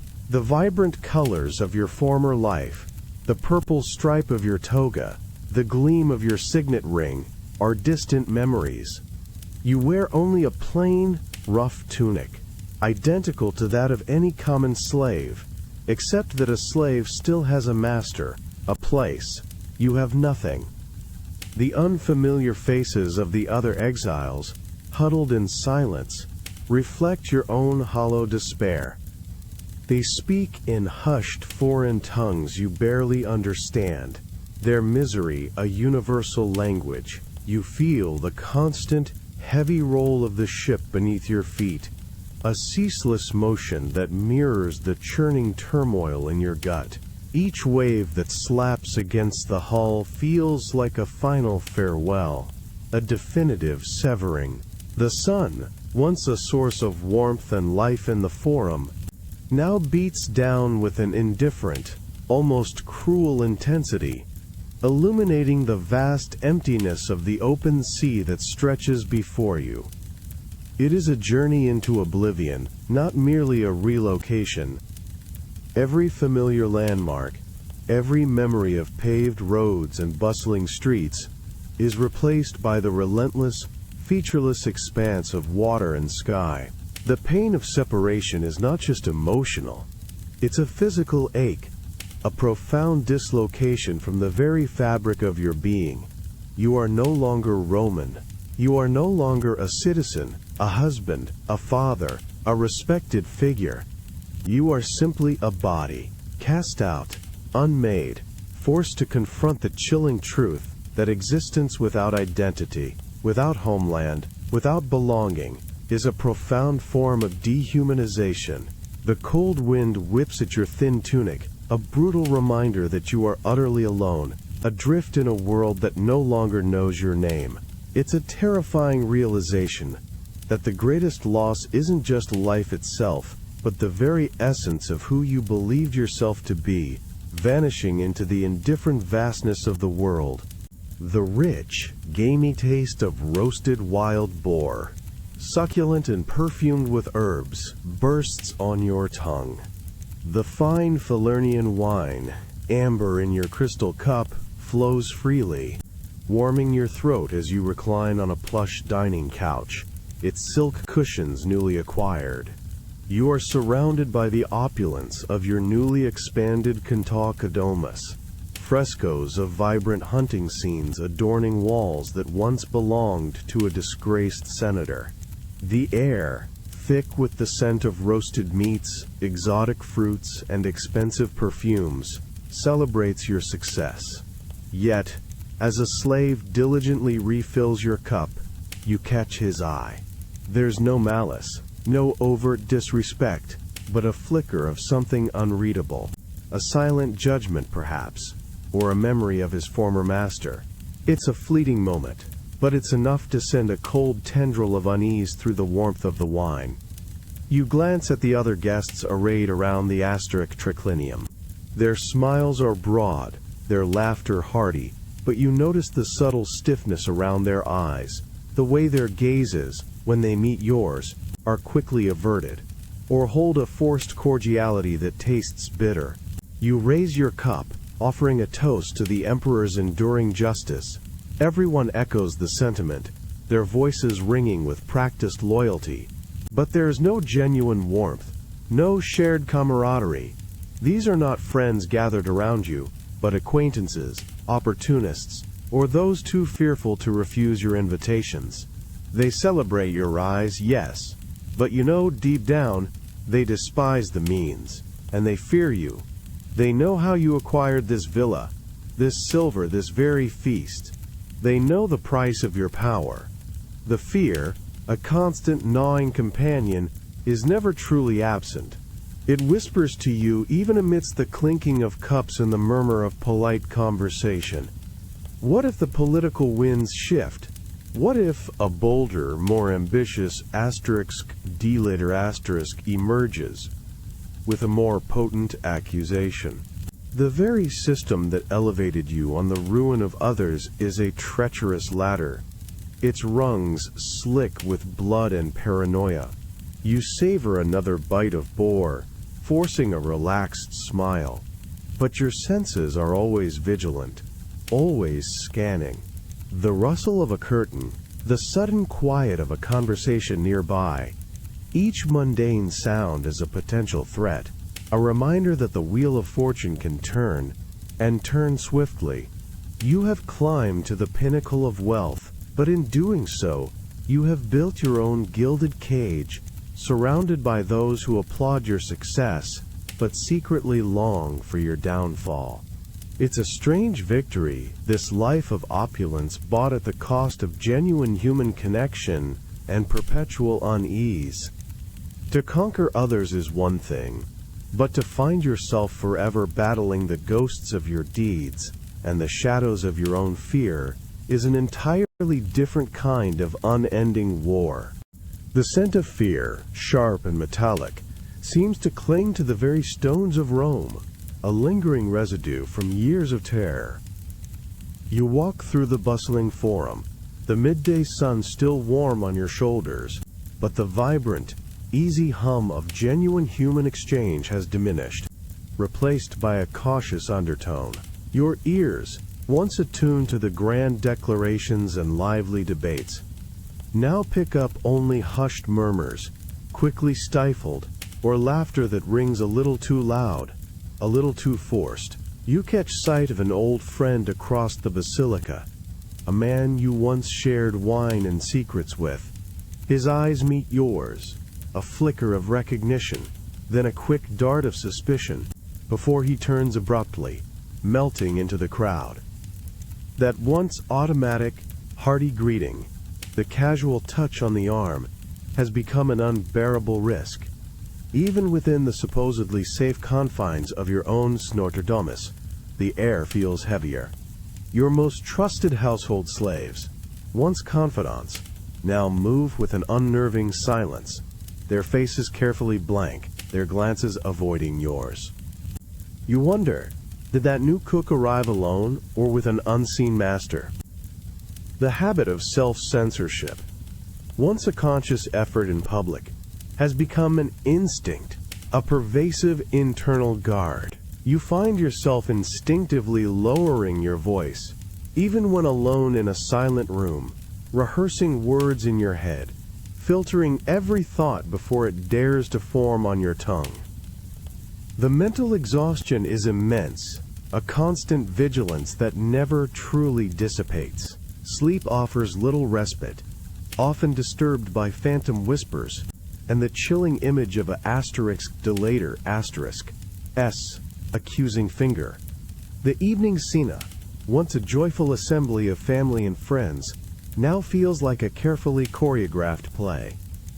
The wine still flows, the delicacies are still served, but the vibrant intellectual debates, the spirited discussions on philosophy or politics that once defined your social circle, have withered. Only superficial pleasantries remain, safe topics exchanged like cautious currency. To speak your true mind, to express a nuanced opinion, is an act of profound, dangerous rebellion. Genuine connection, the sharing of vulnerability, feels like a relic from a forgotten era, a dangerous indulgence no one dares to afford. Even though the emperor might have changed, or the direct threat lessened, the chilling shadow of the Delator still stretches long over Roman society. You see it in the wary glances of strangers, in the polite but distant interactions, in the way people guard their expressions like precious secrets. The possibility of accusation, once a roaring blaze that consumed lives, is now a smoldering ember, always capable of reigniting, forever altering the landscape of human trust. Rome, once a tightly woven fabric of patronage and fierce loyalty, now feels permanently frayed, each thread carefully separated, wary of touching another. This lingering scent of distrust is a profound, almost invisible wound on the collective Roman spirit, a testament to how profoundly fear can reshape the very essence of human connection, leaving behind a legacy of isolation and unspoken longing.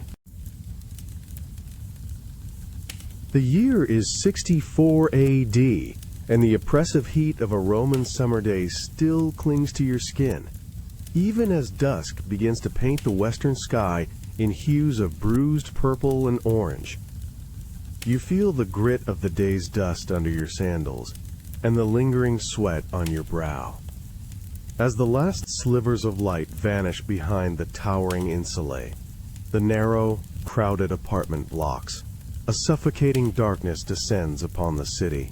The few scattered oil lamps that flicker to life only deepen the shadows, turning familiar alleyways into gaping maws. The bustling cacophony of daytime Rome begins its shift. The shouts of merchants fade, replaced by the distant, raucous echoes of drunken revelry from a far-off tavern. Closer, you hear the unsettling creaks and groans of ancient timber structures, each sound a reminder of the precariousness of this densely packed urban maze. The air grows thick, no longer carrying the pleasant scents of bakeries and flower stalls, but now heavy with the acrid smell of burning lamp oil, the sharp tang of refuse left in the streets, and the sweet, cloying aroma of stale wine. Beneath it all, you perceive the subtle, unsettling smell of unseen life. Countless rats, stray dogs, and shadowy figures that stir with the onset of night. You navigate a narrow rooficus, the tall buildings on either side leaning precariously inward, blotting out the stars. The uneven cobblestones feel treacherous underfoot, and every unexpected rustle, every distant clatter, sends a prickle of unease up your spine. You're never truly alone here, even in the deepest shadows. The city breathes with a different rhythm at night, a rhythm laced with hidden dangers. The faint glint of a discarded ceramic shard, the unexpected dampness of a puddle, the distant, muffled cry, each is a tiny clue to the unseen dramas unfolding around you. The perceived tranquility is a fragile veneer, easily shattered by the harsh realities lurking just out of sight. You realize that even in a city as grand as Rome, night transforms everything. The safety of daylight is a forgotten luxury, replaced by a constant, low thrum of apprehension, a visceral awareness that true peace here is as fleeting and uncertain as the flickering flame of a single oil lamp in the encroaching dark. The rhythmic thud of hobnailed boots on rough cobblestones vibrates up through the soles of your feet, a steady, insistent beat against the suffocating silence of the Roman night. It's your first patrol as a vigil, and the acrid smell of burning lamp oil, mingling with the sharper tang of stale urine and damp plaster, feels permanently etched into your nostrils.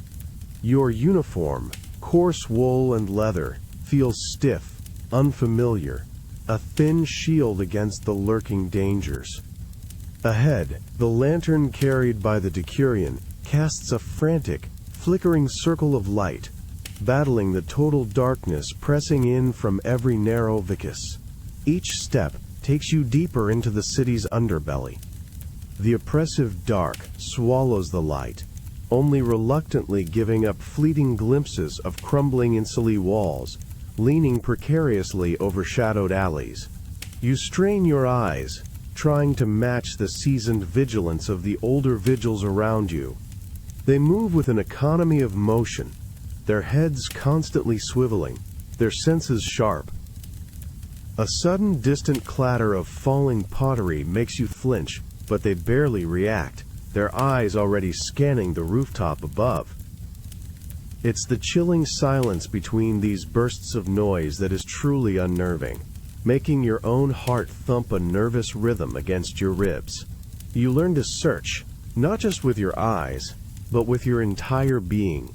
Your ears strain for the scurry of more than just rats, for the whisper of hushed voices that don't belong. Your nose seeks the faint, unmistakable wisp of smoke, a precursor to the inferno that could swallow this wooden city whole. The Decurion pauses, his lantern swinging slowly, illuminating a dark doorway. You follow his gaze, your hand instinctively tightening on the short sword at your hip. Was that a glint of metal in that deeper shadow? A suspicious movement in the doorway across the street? The darkness here is a living thing, full of hidden eyes and unseen threats. Every shadow feels like a potential ambush, every unlit window a secret observer. You feel the cold dampness radiating from the ancient stones, the constant tension in your shoulders. The weight of your new duty is immense, to pierce this oppressive dark, to stand as a fragile bulwark between the sleeping city and the chaos of the night. It's a daunting task, this endless search for danger in the very heart of Rome's slumber. You realize that under the vast, indifferent Roman sky, the true protectors of order don't wear gleaming armor in grand parades, but carry crude lanterns in the grimy, dangerous dark, forever battling the encroaching shadows. A shrill, gut-wrenching scream, raw with terror, slices through the oppressive quiet of the night. It's not a distant reveler's cry, but something closer, more desperate.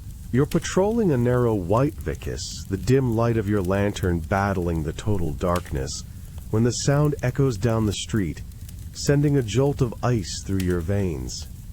Almost immediately, a faint, acrid smell, unlike the usual city refuse, prickles your nostrils. Wood smoke. Not the lazy wisp from a morning hearth, but something sharper, more violent. You quicken your pace, your hobnailed boots thudding against the cobblestones, following the scent and the growing panic. As you round a corner, a horrifying spectacle erupts before you. From a window on the third floor of a rickety insula, a tongue of vivid orange flame licks out, reaching greedily for the dry wooden balcony above. The scream you heard is now multiplied, a chorus of frantic shouts and terrified cries from within the tenement. You can already feel the heat, radiating outwards even from a distance, a dry, oppressive wave against your face, raising goosebumps on your arms despite the summer night. The fire is a living, devouring beast. Within moments, the single tongue of flame has blossomed, consuming the flimsy wooden balcony with terrifying speed. You hear the sharp, hungry crackle of dry timber, the brittle rustle of straw bedding igniting, sounds that grow louder, more ferocious, with every breath.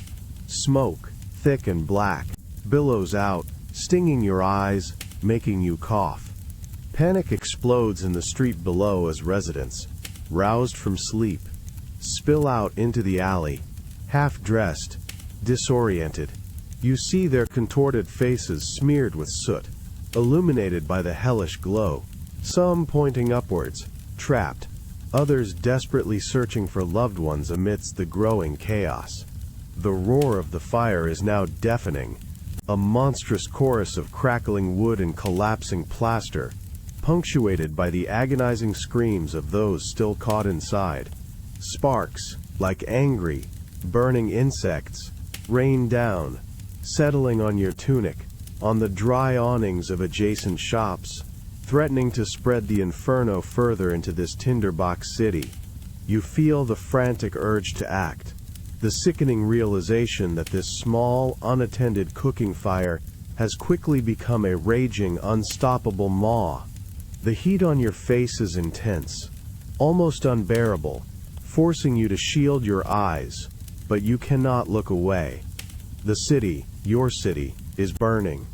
It's a brutal reminder that even in a city of stone and empire, something as small as a misplaced spark can unleash a primal, terrifying force, reducing lives and legacies to ash in a matter of moments. The damp, cloying smell of night-soaked refuse still hangs heavy, but for a moment, it's cut by a different sound. Not the clash of metal or the roar of flames, but a faint, reedy melody, hauntingly beautiful, drifting from a side street.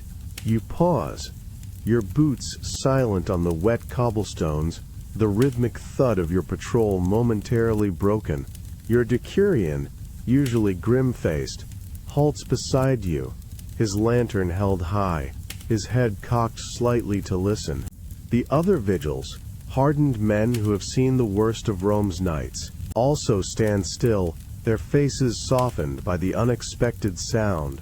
It's a lone street musician, playing a simple flute by the light of a single guttering lamp, his back against a crumbling wall. The notes hang in the thick air, a fragile thread of beauty woven through the city's grime and shadows. It's a moment of unexpected grace, a glimpse of something resilient and pure, amidst the constant threat of chaos. You feel a subtle easing in your chest, a momentary release from the tension that has been your constant companion. Later, as you round a corner near the Subura, your lantern catches a small, trembling figure huddled in a dark doorway. A child, no older than 5, wrapped in a thin blanket, sobbing silently. The fear in his wide eyes is palpable, a cold punch to your gut. You kneel, your coarse wool uniform feeling rough against the smooth, cold stone, offering a quiet, reassuring word. You feel the tremor in his tiny hand as he clutches yours. After a painstaking search, guided by his tearful whimpers, you find his mother, frantic with worry, in the crowded upper floors of a nearby insula. The sheer, overwhelming relief that washes over her face as she gathers her son into her arms is a vivid, breathtaking sight. You feel a warmth bloom in your own chest, a sensation far more profound than the fleeting heat of a managed fire. You exchange a look with your decurion, a silent acknowledgement of the shared humanity in this desolate night. His usual stern expression softens, just for a moment, a flicker of understanding that transcends words. These moments, small and fleeting, are the counterpoint to the relentless brutality of your duties. They are the quiet, profound reminders that even in the murk of Rome's darkest corners, kindness, connection, and fragile hope can still find a way to glimmer through, like the distant, immutable stars above the city's endless sprawl.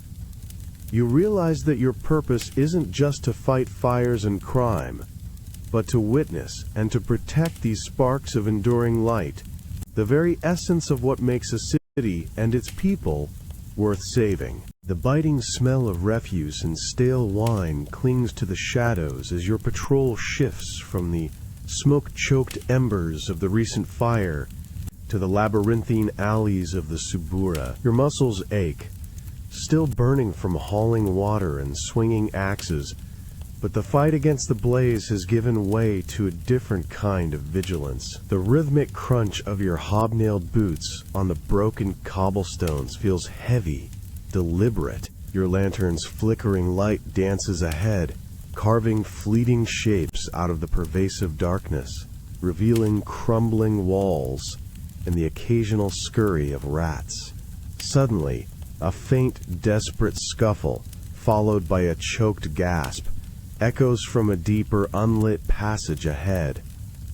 It's a sound that instantly tightens your gut, a primal alarm bell. Your decurion raises a hand, halting the patrol. The shared glances among your fellow Vigiles are sharp, immediate. You feel the cold grip of adrenaline, a rush of cold fire through your veins. Your hand instinctively closes around the heavy, blunt Asterix fustus Asterix at your side, its worn wood feeling solid, reassuring. You move forward, slowly, cautiously, your heart thumping against your ribs. The alley opens into a small, dead-end courtyard, reeking of decay. 2 figures, shrouded in cloaks, are grappling with a smaller, clearly terrified individual. As your lantern light falls upon them, a glint of crude metal flashes. A shout from your decurion rips through the quiet, and the figures recoil, startled. Then, they move, not fleeing but charging, their desperate faces contorted in a snarl. The courtyard erupts into a cacophony of grunts, the sharp clang of metal against your short sword, and the sickening thud of your heavy stick connecting with bone and flesh. You block a wild swing, feeling the jarring impact travel up your arm. Then bring your *fustus* down with all your might. The air fills with the smell of sweat and raw fear. You glimpse the desperate eyes of one attacker, gaunt and ragged, perhaps a man driven to petty theft by gnawing hunger. But the other, bulkier, more seasoned, wields his blade with a vicious expertise that speaks of a different kind of desperation, the ruthless drive of a hardened gang. There's a subtle but crucial difference, a moral weight to each confrontation. The struggle is brief, brutal. You feel the cold sweat trickling down your back, the strain in your limbs. They scatter, vanishing back into the suffocating darkness, leaving behind only the whimpering victim and the lingering scent of danger. Your chest heaves, lungs burning, the heavy stick in your hand now feeling less like a weapon and more like a tool, a necessary extension of your will to impose order in this unforgiving city. You realize that even the grandest empire rests on the precarious balance of keeping the deepest shadows from swallowing the light, a constant, brutal battle for the simple, fragile right to exist. The raw, stinging pain of an unhealed burn on your forearm flares with every movement, a constant, nagging reminder of last night's inferno. It's barely past dawn, but your eyes feel gritty, heavy-lidded, perpetually searching even in the deceptive safety of the barracks. The acrid scent of residual smoke still clings to your coarse wool tunic, an unwelcome perfume that no amount of washing can truly banish. You feel the deep ache in your knees and shoulders, a chronic protest from carrying countless buckets of water and swinging heavy axes night after night. Each joint grinds in weary protest, a symphony of exhaustion. You try to focus on cleaning your heavy *fustus*, the blunt wooden stick worn smooth by use, but your mind drifts. Images flash, unbidden. The terrified eyes of a child, the collapsing timber of an *insula, the desperate, silent grief of a family whose home and lives were consumed by fire. You've seen too much, too often. The constant witnessing of destruction, of despair, of human cruelty, chips away at something inside you, leaving behind a hollow ache that no amount of sleep seems to fill. A sharp clang from across the barracks makes you jump, your hand instinctively going to your hip where your sword should be. It's just another vigil dropping a bucket, but your body reacts as if to an ambush, your heart pounding a frantic rhythm. The sleep deprivation leaves you perpetually on edge, your nerves frayed and raw. The quiet moments, when the noise of the barracks fades, are often the worst. Doubts creep in, cold and insidious. Is it truly worth it? This endless, thankless battle against the darkness, against the inherent fragility of this crowded, chaotic city. You feel a surge of unexpected anger, a hot, bitter taste in your mouth. Anger at the carelessness that sparks a fire, at the desperation that fuels a mugging, at the sheer, overwhelming, relentless grind of it all. This job, meant to protect, often feels like merely delaying the inevitable, pushing back a tide that always returns. You watch a younger recruit, his face still fresh, diligently polishing his helmet, his eyes alight with a naive sense of purpose. You remember that feeling. It seems a lifetime ago. The physical toll is immense, but the psychological burden is the heavier weight, a constant erosion of hope and spirit. You realize that even the strongest body can be broken, but it's the spirit, stretched thin by endless nights and witnessing too much, that truly struggles to find its footing again in the harsh light of day. The warm, somewhat bland taste of thin porridge, laced with a few precious herbs, coats your tongue. a welcome contrast to the metallic tang of fear and smoke from the long night. You sit on a worn wooden bench in the communal dining hall of the barracks, the simple warmth radiating from the brazier, a profound comfort against the lingering chill in your bones. The rough wool of your tunic still carries the acrid scent of burnt timber and the faint, unmistakable odor of sweat and stale ash, a constant, inescapable reminder of where you've been and who you are. Around you, other Vigiles, their faces etched with the same exhaustion, shovel food into their mouths, their movements slow and deliberate. You catch the eye of Lucius. Across the table, his usually jovial face now tight with weariness. He offers a tired, knowing smile, a flicker of shared understanding that needs no words. It's a fleeting moment of connection, a small, precious solace in a life built on solitude and danger. Yet, even this warmth cannot fully banish the deep ache in your chest, a persistent yearning for the distant touch of a loved one. Your mind drifts, picturing your wife, her hair like spun moonlight, in the small, provincial town you haven't seen in years. You hear the phantom laughter of children, perhaps your own, whom you left behind to answer Rome's call. The image is vivid, almost tangible, then fades, replaced by the grim reality of this austere barracks, the rough texture of the wooden spoon in your hand, the inescapable scent of smoke that clings to your very skin. You are here, in Rome, an essential cog in the city's precarious survival, but also utterly separated from the rhythm of normal life, from the simple intimacies of family. A shared grunt from the man next to you, a lament about sore joints, pulls you back. You offer a small, sympathetic nod. These are your brothers now, bound by the shared crucible of fire and shadow. You may not share their blood, but you share the relentless grind, the nightly battles, the quiet moments of despair and fleeting triumph. You feel a strange sense of belonging here among these weary, silent men, a camaraderie born of shared purpose and extreme conditions.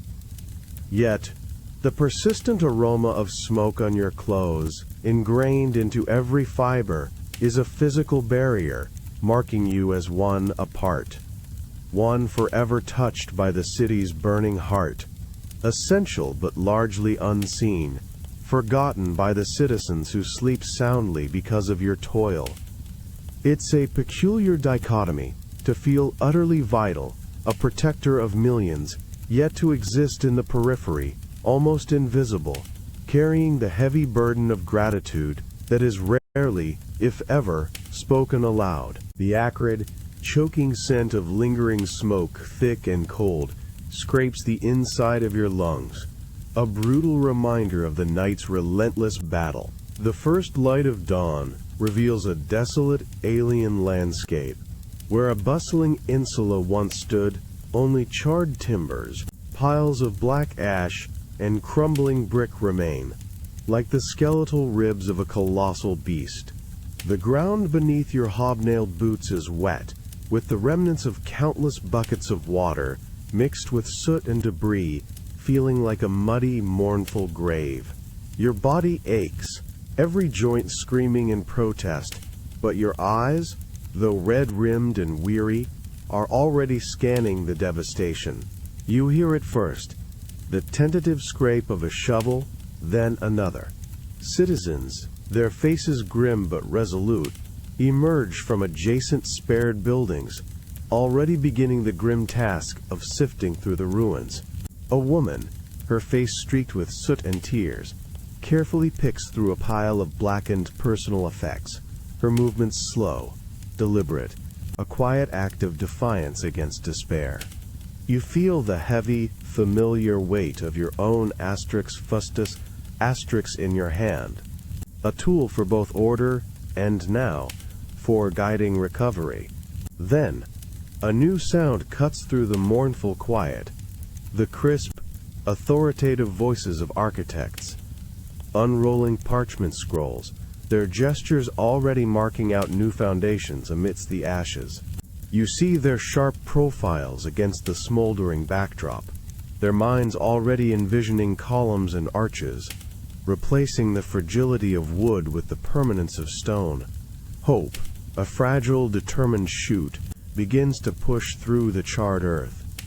You watch as men, once terrified refugees, now begin to organize, forming new lines to clear rubble, their collective will rising like a phoenix from the embers. You move among them, a silent sentinel, directing efforts, ensuring the remaining embers are doused, the pathways cleared.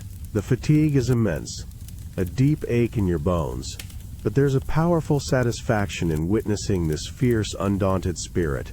Rome, your city, is not merely a collection of buildings. It is an enduring will, an unwavering aspiration to rise again. You are part of this rebirth, a weary but essential hand, guiding the first fragile steps towards a new dawn. The smell of smoke still permeates the air, but now it carries a faint, hopeful undertone of fresh ambition, of renewal. It's a powerful realization to see how, even in the wake of utter devastation, the human spirit refuses to be extinguished, forever striving to rebuild, to aspire, and to ultimately endure. The lingering, subtle scent of smoke, now a familiar comfort rather than a harbinger of fear, clings to your worn uniform, even in the bright morning sun. You stand on a rooftop, overlooking a waking Rome, the cool breeze a welcome relief after a long night's watch. Below, the city stretches, a magnificent tapestry of grand basilicas, bustling markets, and countless insula teeming with life. You hear the distant clang of a blacksmith, the murmur of early merchants, the laughter of a child playing in an alley below. This vibrant life, this sprawling empire, thrives, utterly oblivious to the silent battles fought in its darkest hours. You run a calloused hand over the rough wood of your fustus asterisk, its familiar weight, a counterpoint to the lightness of the dawn. Last night, in this very district, you fought a stubborn blaze with crude buckets and vinegar-soaked blankets, battling desperate thugs with this very stick in a lightless alley. Yet, as the citizens emerge, well-rested and confident, they don't spare a thought for the Vigiles. They see the intact buildings, the safe streets, and assume a natural order, a peace that simply one is. Your sacrifices, your aches, the constant exhaustion, the terrifying proximity to chaos, these remain unseen, uncelebrated. You watch an old woman, carefully tending her potted herbs on a balcony, a young couple sharing a morning kiss in a sunlit courtyard. Their lives, so beautifully mundane, exist because men like you stood guard through the night. You remember the searing heat of a collapsing building, the desperate cries for help, the chilling glint of a knife in the dark. It was your hands, your crude tools, your unwavering courage that pushed back against those threats, brick by burning brick, shadow by lurking shadow. A profound, quiet understanding settles over you. Rome's glory, its vast reach and enduring power, rests not just on its legions or its emperors, but on the silent, unsung dedication of men who walk its treacherous nights. Without the Vigiles, this teeming metropolis, this precarious tinderbox, might have long ago succumbed to fire, to crime, to the relentless encroachment of chaos. Your presence, often forgotten, is woven into the very fabric of its survival. It's a strange pride, this quiet knowledge of being an essential, foundational piece of something immense, realizing that true strength often lies not in grand pronouncements, but in the unwavering, uncelebrated courage of those who simply stand firm against the encroaching dark.